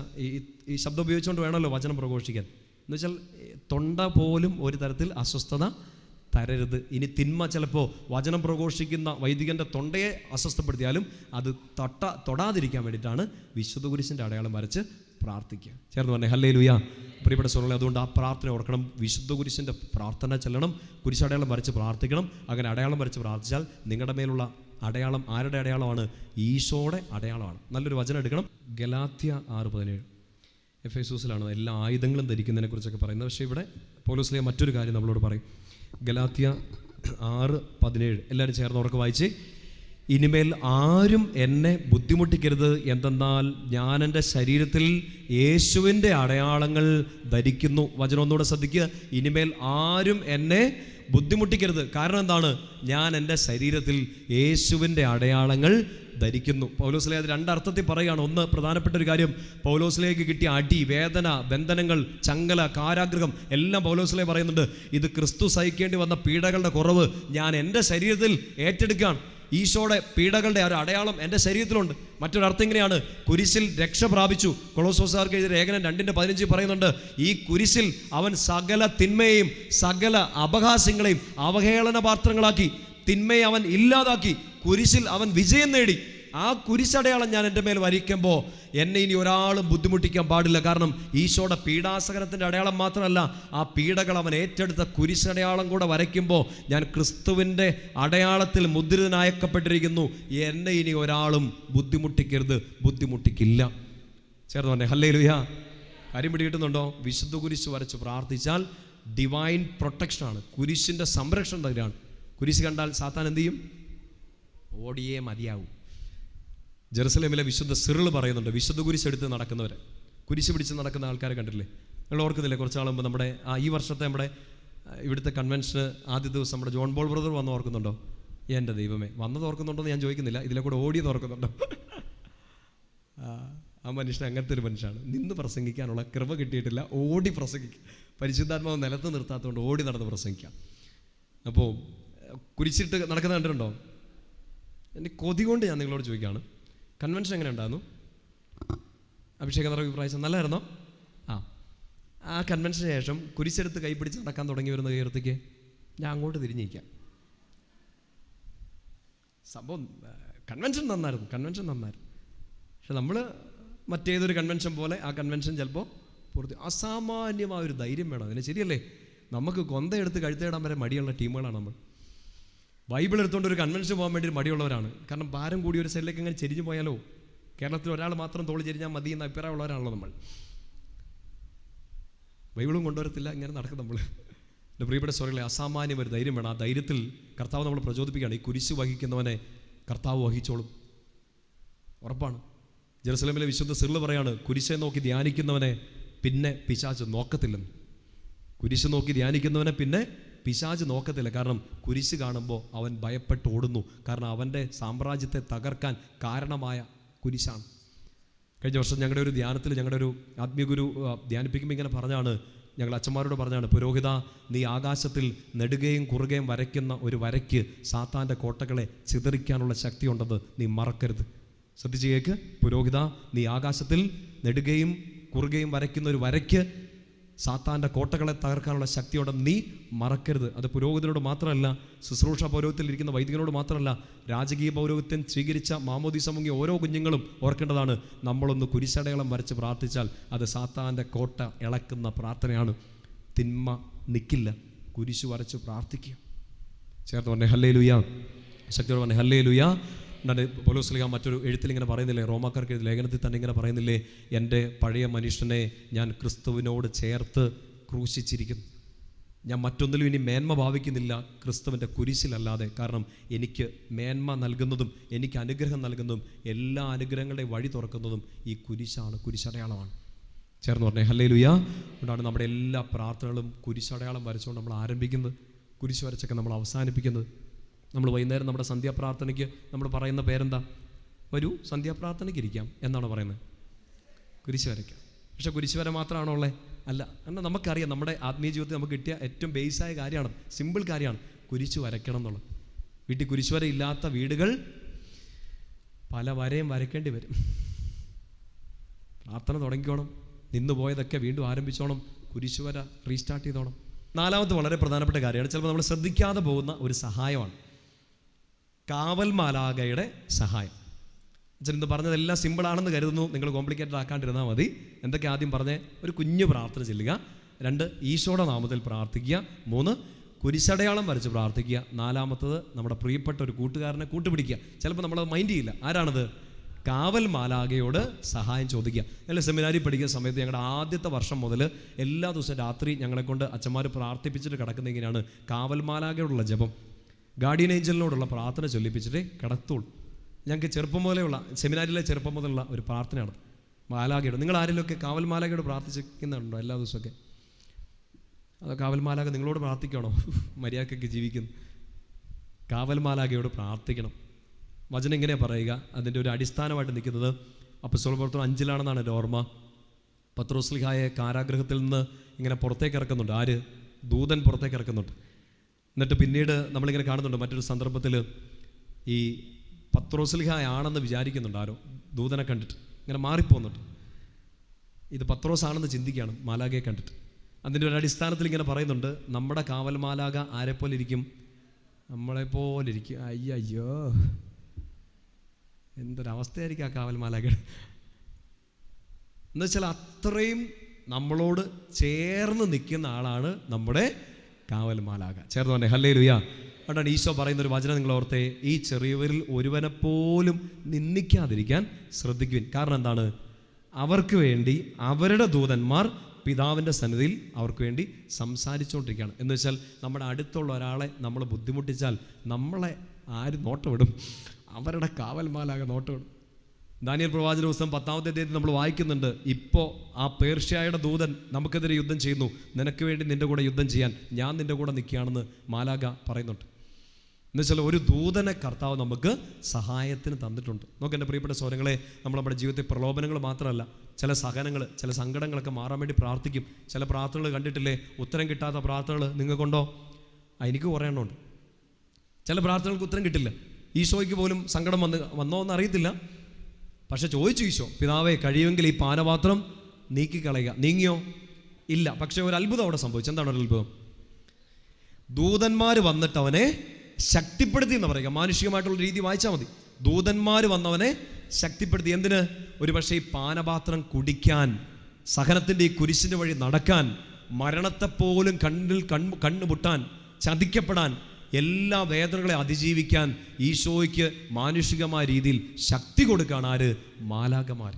പാനപാത്രം മാറിയില്ല, പക്ഷെ പാനപാത്രം കുടിക്കാനുള്ള ശക്തി കൊടുക്കുകയാണ്. ആര് കൊടുത്തു? മാലാഖമാർ കൊടുക്കുകയാണ്. പ്രിയപ്പെട്ട സഹോദരങ്ങളെ, നോക്ക്, നമ്മുടെ കുഞ്ഞു ജീവിതം ഇപ്പോൾ ഈ ഒരു ദിവസത്തെ ഒരു മണിക്കൂറിലെ ഒരു ധ്യാനം കൂടി എല്ലാ പ്രശ്നങ്ങളും ചിലപ്പോൾ മാറണമെന്നില്ല. ചില പ്രശ്നങ്ങൾ ചിലപ്പോൾ ഒരു 150 ധ്യാനം കൂടിയാലും മാറണമെന്നില്ല. എന്നെ തുറച്ചു നോക്കാതെ, ഞാൻ ഒരു വാസ്തവം പറയുമല്ലേ, ശരിയാണല്ലോ. ചിലത് മാറില്ല. ഇത്രയും കാലമായിട്ട് മാറുന്നില്ലെങ്കിൽ നിങ്ങൾക്ക് അതിനുള്ള ധൈര്യം ഉണ്ടോയെന്ന് എനിക്കറിയില്ല. ഈശോയോട് പറയണം, കുഴപ്പമില്ലെന്ന് പറയണം, കുഴപ്പമില്ലെന്ന് പറയണം. ആ സമയം മുതൽ ഈ പാനപാത്രം കുടിക്കൽ കുറച്ചുകൂടി എളുപ്പമാവും. അല്ലെങ്കിൽ നമുക്കിങ്ങനെ ദുഃഖവും പരാതിയായിരിക്കും. ഇത് മാറുന്നില്ല. ഇത് മാറരുത് എന്നാണ് കർത്താവിൻ്റെ ഹിതമെങ്കിലോ. ബെനഡിക്ട് പാപ്പ പ്രാർത്ഥിച്ച പ്രാർത്ഥന ഒന്നുകൂടെ ഓർക്കുക. ഞാനിത് കടന്നു പോകണമെന്നുള്ളതാണ് നിൻ്റെ ഹിതമെങ്കിൽ ലെറ്റ് ഇറ്റ് ബി, അങ്ങനെ ആയിക്കോട്ടെ. ചില പാനപാത്രം അങ്ങനെയുണ്ട്, നിങ്ങൾക്കുണ്ട്, എനിക്കുണ്ട്, ചിലർക്ക് 2-3 എണ്ണം വെച്ചൊക്കെ ഉണ്ട്. ഇത് നമ്മൾ കുടിച്ചിട്ടേ പറ്റുള്ളൂ. എൻ്റെ പ്രിയപ്പെട്ട സഹോദരങ്ങളെ, നമ്മൾ കുടിച്ചത് പൂർത്തിയാക്കാൻ പറ്റുള്ളൂ എന്നാണ് ദൈവഹിതമെങ്കിൽ അത് കുടിച്ച് പൂർത്തിയാക്കാൻ നിങ്ങൾ തയ്യാറെടുക്കണം. അങ്ങനെ തയ്യാറെടുക്കുന്ന സമയം മുതൽ സ്വർഗത്തിൽ നിന്ന് ദൂതന്മാർ വന്ന് നമ്മളെ ശക്തിപ്പെടുത്തും. ചേർന്ന് പറഞ്ഞേ ഹല്ലേലൂയ. ശക്തി പറഞ്ഞേ ഹല്ലേലൂയ. ഈ അടുത്തിടയ്ക്ക് ഒരു കുഞ്ഞു ടോക്കിൽ പറഞ്ഞൊരു കാര്യമാണ്, റിപ്പീറ്റേഷൻ നിങ്ങൾ കേട്ടിട്ടുണ്ടെങ്കിൽ ഒരു ഇതായിട്ട് എടുക്കണ്ട. മിക്കവരും എന്നെ കേൾക്കാറില്ലാത്തതുകൊണ്ട് ഞാൻ പറയാം. ഈ ഫൗസ്റ്റീനാമ്മയോട്, നമ്മുടെ പ്രിയപ്പെട്ട ഫൗസ്റ്റീനാമ്മയോട് നോമ്പുകാലം തുടങ്ങുന്ന സമയത്ത് ഈശോ ഇങ്ങനെ പറയാണ്, മോളെ എനിക്ക് നിന്നോടൊരു കാര്യം പറയാണ്ടെന്നു. ഈശോയുടെ മക്കളെല്ലാവരും ഇത് കേട്ടോ, നിങ്ങൾക്ക് ഈ അനുഭവം ഉണ്ടാവും. നോമ്പുകാലം തുടങ്ങുന്ന സമയത്ത് ഫൗസ്റ്റീനാമ്മയോട് ഈശോ പറയാണ്, ഞാൻ നിന്നെ എൻ്റെ സഹനത്തിൻ്റെ സ്കൂളിൽ ചേർക്കാൻ പോവാണ്. എവിടെയാണ് ചേർക്കാൻ പോകുന്നത്? ഞാൻ നിന്നെ എൻ്റെ സഹനത്തിൻ്റെ സ്കൂളിൽ ചേർക്കാൻ പോവാണ്. അഡ്മിഷൻ കിട്ടിയവരൊക്കെ ഒന്ന് കൈ ഉയർത്താമോ? ചിലർ LKG-യിലാണ്, ചിലർ 10ാം ക്ലാസ്സിലൊക്കെയാണ്. ഈശോയുടെ സഹനത്തിൻ്റെ സ്കൂളിൽ നമ്മളെല്ലാവരും ഉണ്ട്. നിങ്ങൾ പോവണ്ടെന്ന് ആഗ്രഹിച്ചാലും പേരൻസ് നിങ്ങളെ സ്കൂളിൽ കൊണ്ട് വിട്ടില്ലേ? മമ്മി ഞാനില്ല മമ്മി എന്ന് പറഞ്ഞാലും മമ്മി തല്ല് തന്നിട്ട് സ്കൂളിൽ കൊണ്ടുവിടും. അതുപോലെയാണ് ഈശോ. സഹനം വേണ്ടാന്ന് പറഞ്ഞാലും നിങ്ങൾ അഡ്മിഷന് കമ്മീഷൻ കൊടുത്തില്ലേലും ഈശോ ഫ്രീ ആയിട്ട് നിങ്ങൾക്കൊരു സീറ്റ് തന്നിട്ടുണ്ടാവും. സഹനത്തിൻ്റെ സ്കൂൾ. ഫൗസ്റ്റീനാമ്മയോട് പറഞ്ഞാണ്, നിന്നെ ഞാൻ എൻ്റെ സഹനത്തിൻ്റെ സ്കൂളിൽ ചേർക്കും. എന്നിട്ട് അവിടുത്തെ സിലബസ് എന്നാന്ന് ഈശോ പറഞ്ഞു കൊടുക്കുന്നുണ്ട്. എന്താ സിലബസ് എന്നറിയോ? എങ്ങനെ സഹിക്കണമെന്ന് ഞാൻ നിന്നെ പഠിപ്പിച്ചു തരാം. അതാണ് ആ സ്കൂളിൻ്റെ പ്രത്യേകത. സഹനം മാറ്റുന്ന സ്കൂളല്ല, എങ്ങനെ സഹനം മാറ്റിയെടുക്കാം, സഹനം മാറ്റാനുള്ള 3 പ്രാർത്ഥന, സഹനം മാറ്റാനുള്ള 3 ജപങ്ങൾ, ഇതൊന്നുമല്ല ആ സ്കൂളിൽ പഠിപ്പിക്കുന്നത്. ഈശോ ഫൗസ്റ്റീനാമ്മയോട് പറയാണ്, എങ്ങനെ സഹിക്കണമെന്ന് ഞാൻ നിന്നെ പഠിപ്പിച്ചു തരാം. പ്രിയപ്പെട്ട സഹോദരങ്ങൾ, നിങ്ങൾ എത്രാം ക്ലാസ്സിലെത്തിയെന്ന് എനിക്കറിയില്ല. ഈശോ പഠിപ്പിച്ച് ചിലർ LKG തന്നെ കിടക്കുന്നുണ്ട്. എത്ര പഠിപ്പിച്ചിട്ടും ഇതിനകത്ത് ആത്മീയ രഹസ്യം മനസ്സിലാകുന്നില്ല. ചിലർ 1ാം ക്ലാസ്സിലെ സഹനം മാത്രം കിട്ടേണ്ടവർ 10ാം ക്ലാസ്സിലേക്ക് മേടിച്ചിങ്ങനെ വിഷമിച്ച് നിൽക്കുന്നുണ്ട്. ഫൗസ്റ്റീനാമ്മ ഈശോയോട് പറയുന്നത് എന്നാണെന്നറിയോ? ഈശോയെ ഇഷ്ടം പോലെ സഹനം എനിക്ക് ഇപ്പോഴേ ഉണ്ടല്ലോ, എന്നാലും ശ്രദ്ധിച്ച് കേൾക്ക്. ഫൗസ്റ്റീനാമ്മ പറയാണ്, നീ കൂടെ ഉണ്ടെങ്കിൽ ഞാൻ എന്തിനും റെഡിയാണ്. നീ കൂടെ ഉണ്ടെങ്കിൽ ഞാൻ എന്തിനും റെഡിയാണ്. നോക്ക്, എനിക്കും വരാം, നിങ്ങൾക്കും വരാം. ആഗ്രഹിക്കാതെ സഹനത്തിൻ്റെ സ്കൂളിലേക്ക് നമ്മളെ കയറ്റിവിടും. നമ്മളിതല്ല പ്രതീക്ഷിച്ചത്. നിങ്ങൾ കല്യാണം കഴിച്ച ഒരു കുടുംബജീവിതത്തിൽ നിങ്ങൾ പ്രതീക്ഷിച്ചത് സന്തോഷമായിരിക്കും, പക്ഷെ ഒരു സഹനത്തിൻ്റെ സ്കൂളിലേക്കായിരിക്കും ഈശോ കൊണ്ടുവിട്ടത്. കുഞ്ഞു മക്കൾ, യുവജനങ്ങളൊക്കെ നിങ്ങൾ പഠിക്കുന്നു, കോളേജുകളിൽ, ഹോസ്റ്റലുകളിൽ നല്ല രീതിയിൽ പഠിക്കണം നിങ്ങൾ ആഗ്രഹിച്ചു, നല്ലപോലെ ജീവിക്കണം എന്ന് ആഗ്രഹിച്ചു. ഒരു തെറ്റായ കൂട്ടുകെട്ടി പെട്ടുപോയി, ചീത്ത ബന്ധത്തിലേക്ക് വീണുപോയി, ആഗ്രഹിച്ചതല്ല. ലഹരിയുടെ പിടിയിലേക്ക് വീണുപോയി, ആഗ്രഹിച്ചതല്ല. ഈശോയെ ഇതെന്തിനാണ് ഇങ്ങനെ നമ്മൾ ചോദിക്കുക. സഹനത്തിൻ്റെ സ്കൂളിൽ നീ എന്തിനെന്നെ ചേർത്തു? ചിലപ്പോൾ മക്കളെ ഓർത്ത് ചങ്ക് പൊട്ടുന്ന മാതാപിതാക്കളുണ്ടാവും. കൈവിട്ടു പോയ മക്കളെ ഓർത്ത് നിലവിളിക്കണ മാതാപിതാക്കളുണ്ടാവും. നിങ്ങൾ ചോദിക്കും, ഈശോ എന്തിനാ എൻ്റെ ഈശോയെ ഇത്രയും പള്ളിയിലൊക്കെ വരുന്ന പ്രാർത്ഥിക്കുന്ന വചനം കേൾക്കുന്ന എൻ്റെ വീട്ടിൽ ഇങ്ങനൊരു അനുവാദം, ഇങ്ങനൊരു സഹനത്തിന് നീ അനുവാദം കൊടുത്തത്? ഈശോ പറയാണ്, എൻ്റെ കുഞ്ഞെ, നിന്നെ ഞാൻ എൻ്റെ സ്കൂളിൽ ചേർത്തു. നമ്മൾ പറയാണ്, വേണ്ട, ഞാൻ പോവാണ്, എനിക്ക് ഇത്രയും പഠിച്ചാൽ മതി. വിടത്തില്ല ചിലരെ വിടത്തില്ല ഈശോ. ഭയങ്കര സ്നേഹം തന്നുകൊണ്ട് പഠിപ്പിക്കും. നീ ഡിഗ്രി എടുത്തിട്ട് പോയാൽ മതി എന്ന് പറയും. മടുത്തു എന്ന് പറഞ്ഞാലും പിന്നെ എംപോസിഷൻ തന്നോണ്ടിരിക്കും. എളുപ്പം എന്നാന്നറിയോ? ഈ സ്കൂളിൽ പഠിക്കാൻ പറഞ്ഞേക്കുക, ഐ അക്സെപ്റ്റ്, ഐ സറണ്ടർ. നീയാണ് പഠിപ്പിക്കുന്ന നീ ട്യൂഷൻ എടുക്കുമെങ്കിൽ, പഠിപ്പിക്കുന്ന നീ എനിക്ക് വേണ്ടി ചില ഹോംവർക്കുകളൊക്കെ ചെയ്ത് തന്നിട്ടുള്ളതുകൊണ്ട് നീ എൻ്റെ കൂടെ ഉണ്ടെങ്കിൽ ഞാൻ എല്ലാത്തിനും റെഡിയാണ് കർത്താവേ എന്ന് പറയണം. അത് പറയുന്ന സമയം മുതൽ LKG പഠിക്കുന്നവർക്ക് വരെ 10ാം ക്ലാസ്സിൻ്റെ സർട്ടിഫിക്കറ്റ് കർത്താവ് എടുത്തുതരും. പറഞ്ഞേക്കുക. അല്ലാണ്ട് എനിക്ക് ഈ സഹനം മാറണം പറഞ്ഞിട്ട് കാര്യമില്ല, ഇത് പോകുന്നില്ലല്ലോ അല്ലേ? ഇപ്പം ഈ സമയം പറ, ഐ സറണ്ടർ, കർത്താവെ ഞാൻ സമ്മതിക്കുന്നു. എനിക്കിങ്ങനെ ഒരു ജീവിത പങ്കാളിയുടെ കൂടെയാണോ ഈ സഹനത്തിൻ്റെ സ്കൂളിൽ നീ അഡ്മിഷൻ തന്നത്? I accept. ഇങ്ങനെ വേദനിപ്പിക്കുന്ന ഒരു മകൻ്റെ അമ്മയാവാൻ, അപ്പനാവാനാണോ ഞാൻ വിധിക്കപ്പെട്ടത്? അതിനാണോ നീ അനുവദിച്ചത്? I accept. ഇങ്ങനെ തെറ്റിദ്ധരിക്കപ്പെട്ട ഒരു കൂട്ടത്തിലാണോ എന്നെ വിട്ടത്? I accept. ഇത്ര വിഷമിപ്പിക്കുന്ന ഒരു സാഹചര്യത്തിലേക്കാണോ നീ എന്നെ വിട്ടത്? ഞാനിത് ഏറ്റെടുക്കുന്നു. ഇപ്പോൾ ഈശോ ഒരു അത്ഭുതം തരും നിങ്ങൾക്ക്. കാവൽമാലാഖയുടെ സഹായം റെഡി ആയിരിക്കുന്ന സമയത്ത് സ്കൂള് പഠിത്തം എളുപ്പമാവും. 2 കരങ്ങൾ ഉയർത്തി പറഞ്ഞേ ഹല്ലേലൂയാ. ശക്തിയോടെ പറഞ്ഞേ ഹല്ലേലൂയാ. ശക്തിയോടെ ഹല്ലേലൂയാ. പ്രിയപ്പെട്ട സഹോദരങ്ങളെ, ബൈബിളിലുടനീളം നമ്മൾ കാണുന്നുണ്ട്. രാജാക്കന്മാരുടെ 1-ാമത്തെ പുസ്തകത്തിൽ പ്രത്യേകിച്ച് നമ്മൾ കാണും, ഏലിയ ഇങ്ങനെ ബുദ്ധിമുട്ടി നിൽക്കുമ്പോൾ കാക്ക കൊണ്ട് അപ്പം കൊടുക്കുന്നത്. അതിനു മുമ്പ് മാലാഖ വന്ന് ശക്തിപ്പെടുത്തുന്നത് നിങ്ങൾ കാണും. അപ്പോസ്തല പ്രവർത്തനത്തിൽ 3-4 തവണയൊക്കെയാണ് ഇങ്ങനെ പറയുന്നത്, മാലാഖ വന്ന് സന്ദേശം കൊടുക്കാൻ തളർന്നിരിക്കുന്നവർക്ക്. പഴയ നിയമത്തിലൊക്കെ എത്രയോ തവണയാണ് മാലാഖമാരുടെ സാന്നിധ്യം നമ്മൾ കാണുക. റഫേൽ മാലാഖയുടെ സാന്നിധ്യം കാണുന്നു. എല്ലാം മാലാഖമാർ, പ്രത്യേകിച്ച് കാവൽ മാലാഖയുടെ സാന്നിധ്യം കാണുന്നുണ്ട്. അപ്പോസ്തല പ്രവർത്തനം 27-ാമത്തെ അധ്യായം എടുക്കാമോ? എൻ്റെ പ്രിയപ്പെട്ട പൗലോസ്ലീഹായുടെ അടുത്ത്, പൗലോസ്ലീഹയെക്കുറിച്ച് പറയാണ്ട് പോയാൽ പുള്ളി പിണങ്ങും. അതാണ് ഞങ്ങൾ തമ്മിൽ അങ്ങനത്തെ ദോസ്തുക്കളായതുകൊണ്ട്. അപ്പോസ്തല പ്രവർത്തനം 27-ാമത്തെ അധ്യായം അതിൻ്റെ റോമായിലേക്കുള്ള കപ്പലയാത്രയാണ്. അതിനിടയ്ക്ക് സംഭവിച്ചൊരു കാര്യത്തെക്കുറിച്ചാണ്. കപ്പൽ തകർന്നു പോകും എന്നൊക്കെയുള്ളൊരു സൂചന കിട്ടുന്നു. 27-ാമത്തെ അധ്യായത്തിൽ 23-ാമത്തെ വാക്യമാണ്. 27-ന്റെ 23 കിട്ടിയോ? എന്തെന്നാൽ ഞാൻ ആരാധിക്കുന്നവനും എൻ്റെ ഉടയവനുമായ ദൈവത്തിൻ്റെ ഒരു ദൂതൻ ഇക്കഴിഞ്ഞ രാത്രി എനിക്ക് പ്രത്യക്ഷപ്പെട്ട് പറഞ്ഞു, പൗലോസ്, നീ ഭയപ്പെടേണ്ട, സീസറിൻ്റെ മുമ്പിൽ നീ നിൽക്കുക തന്നെ ചെയ്യും. നിന്നോടൊപ്പം യാത്ര ചെയ്യുന്നവരെയും ദൈവം നിനക്ക് വിട്ടു തന്നിരിക്കുന്നു. എന്ന് വെച്ചാൽ പൗലോസ്ലീഹ വലിയൊരു പ്രതിസന്ധിയെ ഫേസ് ചെയ്യാൻ വേണ്ടി പോവാണ്. ഒന്ന്, ഏറ്റവും വലിയ കാര്യം രക്തസാക്ഷിത്വം. റോമിലേക്ക് പോയിട്ട് മരണം സ്വീകരിക്കാൻ വേണ്ടി പോവാണ്, രക്തസാക്ഷിത്വം വരിക്കാൻ വേണ്ടി പോവാണ്. മാലാഖ ആ സമയത്ത് വന്ന് ശക്തിപ്പെടുത്തുകയാണ്.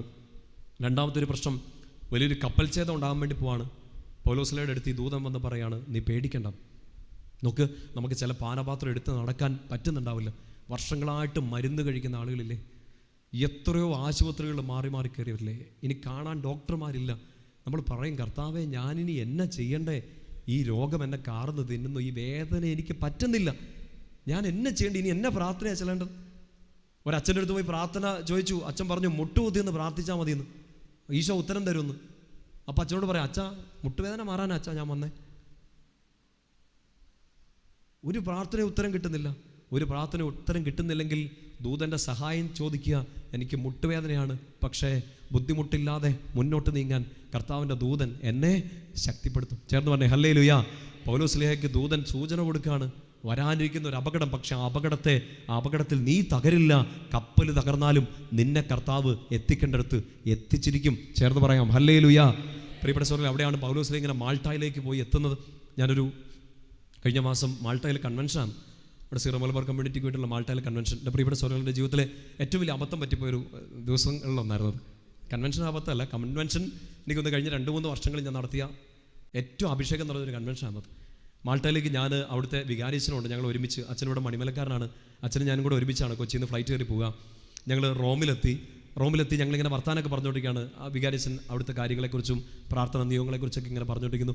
കുറേ നേരം ഞങ്ങളങ്ങനെ വർത്താനം പറഞ്ഞുകൊണ്ടിരുന്നു. ഇടയ്ക്ക് അച്ഛൻ ചോദിച്ചു, നമുക്കൊരു കാപ്പി കുടിച്ചാലോ? അങ്ങനെ ഒരു കൊലകൊല്ലി പൈസ കൊടുത്തിട്ട് ഒരു കാപ്പിയും കൂടെ കുടിച്ചു. കാപ്പിയൊക്കെ ഇങ്ങനെ ഇരിക്കുന്ന സമയത്ത് ഞാൻ അച്ഛനോട് ചോദിച്ചു, അച്ഛാ, നമ്മുടെ ഗേറ്റ് എവിടെയാണെന്ന് ചോദിച്ചു. നമ്മുടെ ഗേറ്റ് സാധാരണ ഞാൻ എപ്പോഴും ഒറ്റയ്ക്ക് പോകുമ്പോൾ ഞാൻ കുറേയും കൂടെ ശ്രദ്ധിക്കുന്നവനാണ്. ഇപ്പം അച്ഛൻ കൂടെ ഉള്ളതുകൊണ്ട് ഞാൻ അധികം ശ്രദ്ധിച്ചില്ല. കാപ്പി കുടിച്ച് അങ്ങനെ ഇരുന്നതുകൊണ്ട് ഞാൻ അച്ഛനോട് ചോദിച്ചാൽ, നമ്മുടെ ഗേറ്റ് എവിടെയാണ്? നമ്മുടെ ഗേറ്റ് അല്ലേ? അങ്ങനെ ഞങ്ങളുടെ ഗേറ്റ് അപ്പോഴാണ് നോക്കുന്നത്. ഗേറ്റ് കാണിക്കുന്നില്ലായിരുന്നു എന്നൊക്കെയാണ് ഞങ്ങൾക്ക് തോന്നിയത്. ചില സമയത്ത് ഇങ്ങനെ കണ്ണ് മൂടിപ്പെട്ട് പോകില്ലേ, എത്രയോ യാത്രകൾ നടത്തിയിട്ടുള്ളതാണ്. പക്ഷേ ഒരു സമയം കണ്ണങ്ങ് മൂടപ്പെടുക. പ്രിയപ്പെട്ട സഹോദരങ്ങളെ, ഞങ്ങൾ ഗേറ്റൊക്കെ കണ്ടുപിടിച്ചു കർത്താവിൻ്റെ കൃപയാൽ. ആ ഗേറ്റിൽ നിന്ന പെങ്കൊച്ചും പറഞ്ഞു ഫ്ലൈറ്റ് പോയി. എന്തൊരു വലിയ മണ്ടത്തരം കാണിച്ചു നോർത്ത് നോക്ക്. സാധാരണ ഇത്ര നേരം മുമ്പ് അവർ അനൗൺസ് ചെയ്യും, അല്ലെങ്കിൽ ഗേറ്റ് ഇങ്ങനെ കാണിക്കും, എഴുതി കാണിക്കും. എത്രയോ യാത്ര ചെയ്തിട്ടുള്ളതാണ് ഞാനും അച്ഛനും ഒക്കെ. എന്നിട്ട് അന്ന് ആ ദിവസം റോമിൽ കർത്താവിൻ്റെ നഗരത്തിൽ ഇതാ ഞങ്ങളവിടെ വിമാനത്താവളത്തിൽ ഇങ്ങനെ നിന്നു. കൊച്ചിനോട് ചോദിച്ചു, പെങ്കൊച്ചിനോട്, ഇനി എന്നാ ചെയ്യും? അവളുടെ എന്തൊക്കെയോ ഇംഗ്ലീഷിലോ ഇറ്റാലിയനോ കൂട്ടിയിട്ട് പറഞ്ഞു ട്രെയിൻ നെക്സ്റ്റ് ഫ്ലൈറ്റ് എന്ന് പറഞ്ഞു. അടുത്ത ഫ്ലൈറ്റ് പിടിക്കാന്ന് പറഞ്ഞാൽ കോട്ടയത്ത് നിന്ന് KSRTC പിടിച്ച് എറണാകുളത്തിന് പോകുന്ന പോലെ അല്ല.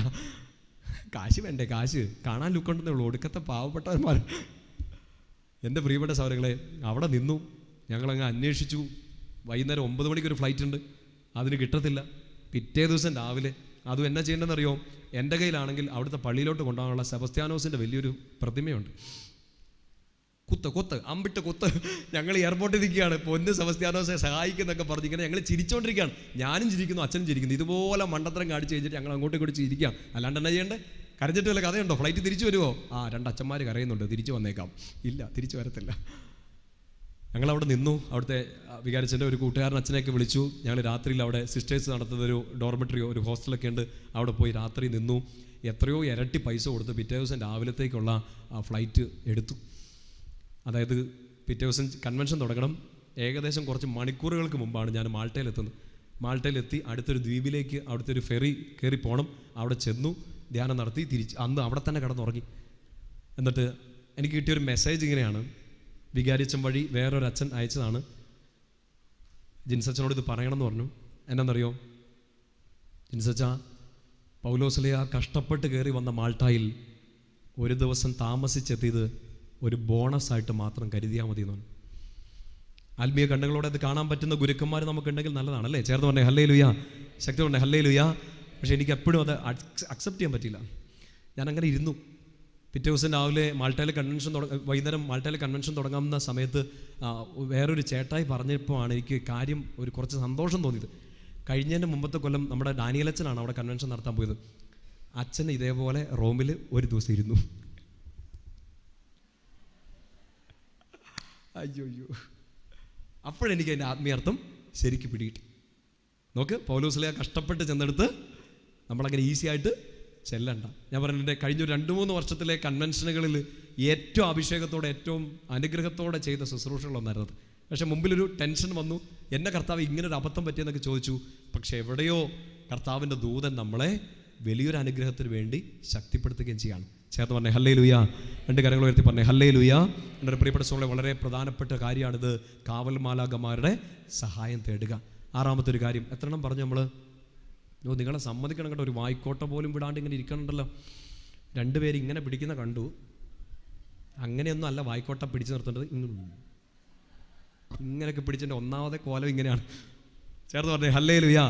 ഇപ്പം എന്തൊക്കെ കാര്യങ്ങളാണ് പെട്ടെന്നൊന്ന് ഓർത്തെടുത്തേ. 1, പ്രലോഭനം വരുമ്പോൾ ഒരു കുഞ്ഞു പ്രാർത്ഥന ചെല്ലുക. 2, ഈശോയുടെ നാമം പറഞ്ഞ് പ്രാർത്ഥിക്കുക. 3, കുരിശടയാളം വരച്ച് പ്രാർത്ഥിക്കുക. 4, ആണോ, കാവൽ മാലാഖയോട് സഹായം തേടുക. 5ാമത്തെ വളരെ സിമ്പിളായ ഒരു കാര്യമാണ്. സങ്കീർത്തനം 119:11 എന്ന് എഴുതി വെച്ചോ, ഒന്ന് എടുക്കാം. സങ്കീർത്തനം 119:11. ഇത് വളരെ പ്രധാനത്തോടെ ഒന്ന് ശ്രദ്ധിക്കേണ്ട ഒരു കാര്യമാണ്. തിന്മയെ ചെറുക്കാൻ നമ്മുടെ കയ്യിൽ ഒരു വലിയ ആയുധം വേണം. സങ്കീർത്തനം 119:11 എല്ലാവരും ചേർന്ന് വായിച്ചേ. അങ്ങേക്കെതിരായി പാപം ചെയ്യാതിരിക്കേണ്ടതിന് ഞാൻ അങ്ങയുടെ വചനം ഹൃദയത്തിൽ സൂക്ഷിച്ചിരിക്കുന്നു. എന്ന് വെച്ചാൽ നമുക്ക് നോക്കിയേ, പ്രലോഭനങ്ങൾ വരും, പാപം ചെയ്യരുത് എന്നാ പറയുന്നത് അല്ലേ? പ്രലോഭനം വരും, പാപം ചെയ്യരുത്. വചനം പറയാണ്, പ്രലോഭനം വന്നാലും അങ്ങേക്കെതിരായി പാപം ചെയ്യാതിരിക്കേണ്ടതിന് ഞാൻ എന്താ ഇപ്പം ചെയ്യുക? എൻ്റെ ഹൃദയത്തിൽ വചനം ഞാൻ സൂക്ഷിച്ചിരിക്കുന്നു. എന്ന് വെച്ചാൽ വചനം പഠിക്കണം, വചനം അറിയണം, വചനം മനസ്സിലുണ്ടായിരിക്കണം, വചനം ഉപയോഗിക്കണം. കാരണം വചനം പറഞ്ഞുകൊണ്ടാണ് ഈശോ പിശാചിനെ, പ്രലോഭകനെ ചെറുത്തത്. വചനം അറിഞ്ഞാൽ അതൊരായുധമാണ്. വളരെ ഉയർത്തി പറഞ്ഞേ ഹല്ലേലൂയ. ശക്തി പറഞ്ഞേ ഹല്ലേലൂയ. ഒരു 10 വചനമൊക്കെ കാണാതെ അറിയാവുന്നവരുന്ന് കയ്യെടുത്തേക്ക്. 10 വചനമെങ്കിലും കാണാതെ അറിയാത്തവർ വന്ന് ചോദിക്കും. ഞാൻ ഇത് കഴിയുമ്പോൾ നന്നായിട്ട് കയർത്ത് അഭിമാനത്തോടെ, നോണ പറയുകയാണെങ്കിൽ ഇച്ചിരി അഭിമാനത്തോടെ പറ, നാട്ടുകാർ അറിയാതിരിക്കട്ടെ. 10 വചനമൊക്കെ കാണാതെ അറിയാം, വെരി ഗുഡ്, നല്ലതാണ്. ഒരു സങ്കീർത്തനമൊക്കെ കാണാതെ അറിയാവുന്നവർ, ഒരെണ്ണമെങ്കിലും കാണാതെ അറിയാവുന്നവർ നന്നായിട്ട് കരുത്ത്, കൈത്താത്തല് നന്നായിട്ട് 91 കൈതാത്തിക്ക് തീർന്നു. കൈപ്പൊക്ക്. ബാക്കി അറിയാവുന്നവരൊക്കെ 91 കൈപ്പൊക്കരുത്, നിങ്ങൾക്ക് അതിനുള്ള അനുവാദമില്ല. 23 കൈതാത്ത്, 121 കൈതാത്ത്, 123 കൈതാത്ത്, 51 കൈതാത്ത്. ഏതാ? അച്ഛൻ എന്നാ ചോദിച്ചല്ലേ? 196. 196. ഞാൻ പിന്നെ വന്ന് കാണാം. ഏതാ അറിയാവുന്നത്? 86 സങ്കീർത്തനം അറിയാം. Okay, very good, very good. വചനം പഠിച്ചിരിക്കുക കേട്ടോ, വചനം പഠിച്ചിരിക്കുക. ഞാൻ നിങ്ങൾക്ക് അടുത്ത നോമ്പ് കാലത്തേക്ക് ഒരു ഹോംവർക്ക് തരട്ടെ. 50 ദിവസത്തെ നോമ്പ് ആചരിക്കുന്നവർ 150 സങ്കീർത്തനമുണ്ട്. ഒരു ദിവസം 3 എണ്ണം വെച്ച് പഠിക്കാൻ പറ്റുമെന്ന് എനിക്ക് അറിഞ്ഞൂടാ. ഒരു ദിവസം 3 എണ്ണം വെച്ച് വായിച്ചാൽ 50 ദിവസത്തെ നോമ്പിനിടയ്ക്ക് 150 സങ്കീർത്തനെങ്കിലും വായിച്ചു തീർക്കാൻ പറ്റും. ശക്തമായ പ്രാർത്ഥനയാണ്. വചനം പഠിച്ചിരിക്കുക. ഒരു സങ്കീർത്തനം മാത്രമൊന്നും പഠിച്ചു. ഞാൻ എൻ്റെ ജീവിതത്തിൽ ആദ്യം പഠിച്ചത് സങ്കീർത്തനം 25 വഴി കാട്ടണമേ കർത്താവേ. നിങ്ങൾക്കറിയാം 25 സങ്കീർത്തനമൊക്കെ ഒന്ന് പഠിക്കാൻ നല്ലതാണ് കേട്ടോ. എന്ന് വെച്ചാൽ പ്രധാനപ്പെട്ട കാര്യം ഇതാണ്, വചനം ഹൃദയത്തിൽ നിറഞ്ഞു നിൽക്കുക. തിന്മയ്ക്കെതിരെയുള്ള നമ്മുടെ ഏറ്റവും വലിയ ആയുധമാണത്. കുരിശടയാളം കൈകൊണ്ട് നടക്കുന്ന പോലെ തന്നെയാണ് വചനം ഹൃദയത്തെ കൊണ്ട് നടക്കുക. വചനം അറിയാവുന്നവനെ, വചനം പറയുന്നവനെ പിശാച് തൊടത്തില്ല. പ്രലോഭനം വരത്തില്ലെന്നല്ല പറഞ്ഞത്, ഞാൻ പറഞ്ഞു തുടക്കത്തിൽ പറഞ്ഞത്. എനിക്കിഷ്ടം പോലെ പ്രലോഭനം വരുന്നുണ്ട്. തൊടാത്തത് എന്തുകൊണ്ടാണ്? വചനം പറയുന്നത് കൊണ്ട്. അത് മാത്രമേ ഞാൻ വിശ്വസിക്കുന്നുള്ളൂ. ചേർന്ന് പറഞ്ഞേ ഹല്ലേലൂയ. അതുകൊണ്ട് എന്തെങ്കിലുമൊക്കെ ഒരു പ്രലോഭനം വരുന്നോ, സങ്കടം വരുന്നോ, പാപം നിങ്ങളെ ബുദ്ധിമുട്ടിക്കുന്നോ, ആദ്യം ചെയ്യേണ്ടത് വചനം പഠിക്കുക, വചനം പറഞ്ഞ് പ്രാർത്ഥിക്കുക. വീട്ടിലൊക്കെ വചനം ഉറക്കെ പറയുക, വചനമൊക്കെ ഭിത്തിയിൽ എഴുതിയിടുക. ആ തിന്മയെ ചെറുക്കാൻ നല്ലൊരു കാര്യമാണ്. നിങ്ങൾക്ക് ചിലപ്പോൾ ഈ കാലഘട്ടത്തിൽ ഏറ്റവും കൂടുതൽ നിങ്ങളെ പ്രലോഭിപ്പിക്കുന്ന ഒന്നായിരിക്കും നിങ്ങളുടെ മൊബൈൽ ഫോൺ. ആ മൊബൈൽ ഫോണിൻ്റെ വാൾപേപ്പർ വചനം എടുത്തിടുക. നിങ്ങളുടെ ഒന്നും ഫോട്ടോ ഇടരുത്. ഫോണെ നോക്കിയേ, നിങ്ങളുടെ ഫോട്ടോ ഉള്ള എല്ലാവരും ഒടുക്കത്തെ സ്വാർത്ഥം തന്നെ. ആരില്ല സ്വന്തം ഫോട്ടോയൊക്കെ ഫോണെ വാൾപേപ്പർ ഇടുമോ? മാറ്റിക്കോ. ഇല്ലല്ലേ? ഉണ്ട്. എന്നെ തന്നെ എന്താ കുഴപ്പമില്ല കേട്ടോ, സ്വയം സ്നേഹിക്കുന്നത് നല്ലതാണ്. കാരണം നിങ്ങളെപ്പോലെ സുന്ദരനും സുന്ദരിയായിട്ട് വേറെ ആരുമില്ല.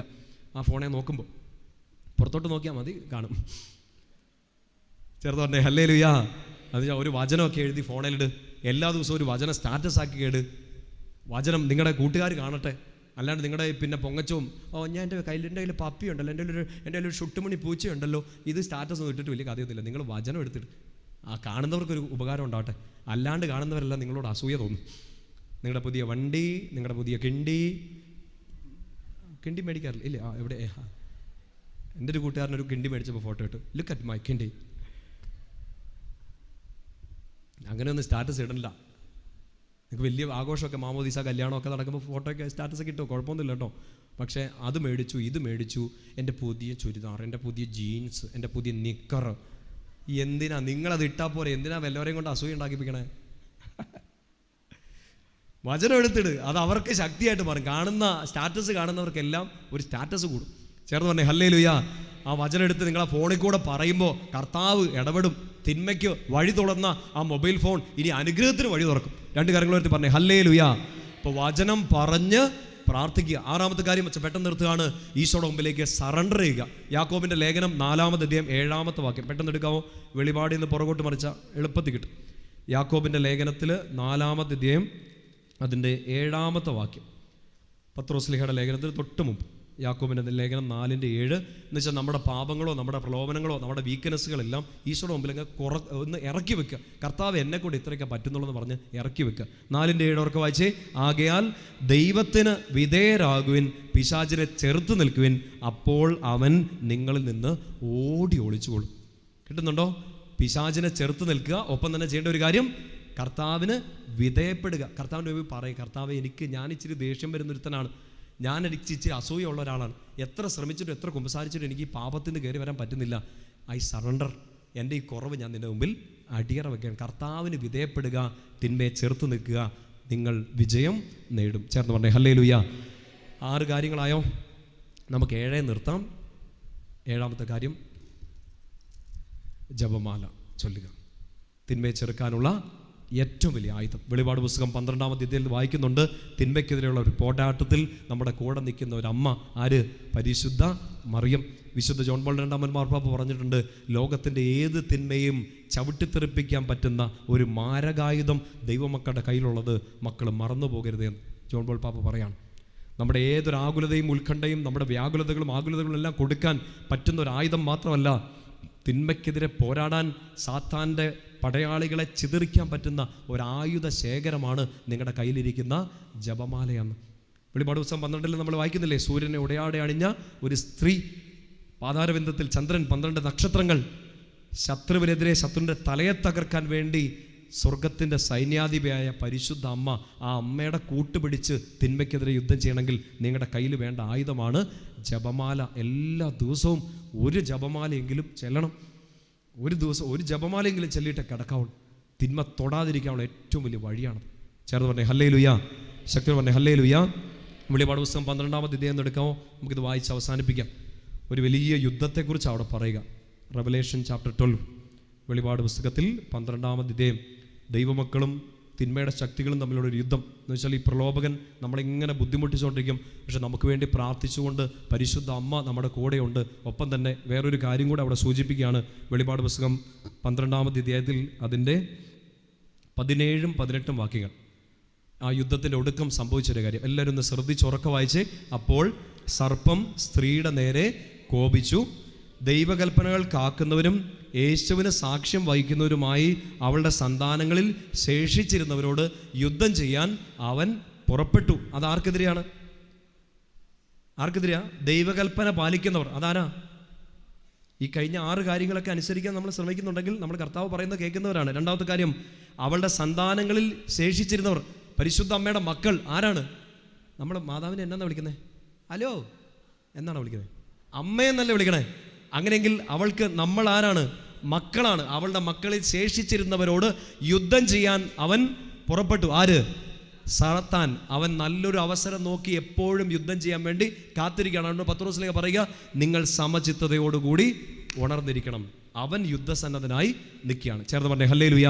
ഇനി ഒരു കാര്യം ശ്രദ്ധിക്കണം, പിശാചിനെ കുറിച്ച് ബൈബിളിൽ പറയുന്ന ഏറ്റവും പ്രധാനപ്പെട്ട കാര്യം, അവന് കൊമ്പുണ്ട്, കാലുണ്ട്, കണ്ണാടിയുണ്ട് എന്നല്ല പറയാ. എന്നാ പറയുന്നത്? അവൻ കൗശലക്കാരനാണെന്ന് പറയുക, ഭയങ്കര കുരുട്ടുബുദ്ധിയാണെന്ന് പറയുക. അപ്പോൾ പിശാചിൻ്റെ കുരുട്ടുബുദ്ധി ഒന്ന് ശ്രദ്ധിച്ചേ. 12-ാം അധ്യായത്തിൽ 18-ാം വാക്യം, അത് സമുദ്രത്തിൻ്റെ മണൽത്തിട്ടയിൽ നിലയുറപ്പിച്ചു. ആര്? സാത്താൻ. എവിടെ നിലയുറപ്പിച്ചു? സമുദ്രത്തിൻ്റെ മണൽത്തിട്ടയിൽ നിലയുറപ്പിച്ചു. എന്തിനു വേണ്ടിയാണ് നിന്നെ? ശ്രദ്ധിച്ചേ പ്രിയപ്പെട്ട സഹോദരങ്ങളെ, നിങ്ങളുടെ കൂട്ടുകാരനെ കുറിച്ചാണ് പറഞ്ഞുകൊണ്ടിരിക്കുന്നത്. ശ്രദ്ധിക്ക്, അവൻ എവിടെയാണ് നിൽക്കുന്നത്? സമുദ്രത്തിൻ്റെ മണൽത്തിട്ടയിൽ. എന്തിനു വേണ്ടിയാണ് നിൽക്കുന്നത്? യുദ്ധം ചെയ്യാൻ വേണ്ടി നിൽക്കുകയാണ്. ആർക്കെതിരെ യുദ്ധം ചെയ്യാൻ? അല്ല, ഇതൊന്ന് മനസ്സിലാക്കിയാൽ നല്ലതായിരിക്കും. നമുക്കെതിരെ യുദ്ധം ചെയ്യാൻ വേണ്ടി സാത്താൻ നിൽക്കുകയാണ്.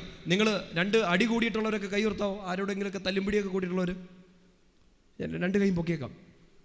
ഏറ്റവും അവസാനമായിട്ട് എന്താ അടി ഉണ്ടാക്കി എന്നോട് ചോദിക്കില്ല. എല്ലാ വഴക്കാളികളാണല്ലോ. Very good. എൻ്റെ ചേച്ചി 196 സങ്കീർത്തനം അറിയാം. നമ്മളിപ്പോൾ 2 പേര് നമ്മൾ വഴക്ക് കൂടാതെ ചോദിച്ചോ, നമ്മൾ ആദ്യം ഉറപ്പിച്ച് നിൽക്കുന്നത് എന്തായിരിക്കും? നാക്കല്ല, അത് ഒടുക്കത്തെ ഉറപ്പായിരിക്കും. 2 പേര് ഇടി കൂടുമ്പോൾ അവൻ ആദ്യം ഉറപ്പിക്കുന്ന എന്നാണ്? കൈ ഉറപ്പിക്കുവാണോ? ധ്യാനം കൂടിയിട്ടോ നിങ്ങൾ നന്നാവുന്നില്ല. ഇടിക്കാൻ ഞാൻ പഠിപ്പിക്കാം. കാലാദ്യം നിലത്ത് ഉറപ്പിക്കും, എന്നിട്ട് ഇടി നടക്കുള്ളൂ. ശരിയല്ലേ? നമ്മൾ പറയാറില്ലേ, നിലത്ത് നിർത്തിയിട്ട് വേണ്ട അഭ്യാസം കാണിക്കാൻ. കാലുറപ്പിച്ച് നിന്നിട്ടേ നമ്മൾ ഇടി കൊടുക്കാറുള്ളൂ വഴക്കുണ്ടാക്കുന്നവർ. ഇനി 2 പേര് നമ്മൾ ഒന്നും തള്ളുവാണേലും നമ്മൾ ആദ്യം ഉറപ്പിച്ചേക്കുന്നത് എന്താണ്? കാല് നമ്മൾ എവിടെ ഉറപ്പിക്കും? നല്ല ഉറപ്പുള്ള നിലത്ത് ഉറപ്പിക്കും. ഈ പിശാച് ചെയ്യുന്ന എന്നാ നോക്കിയേ, നമുക്കെതിരെ യുദ്ധം ചെയ്യാൻ വേണ്ടി അവൻ എവിടെയാണ് നിൽക്കുന്നത്?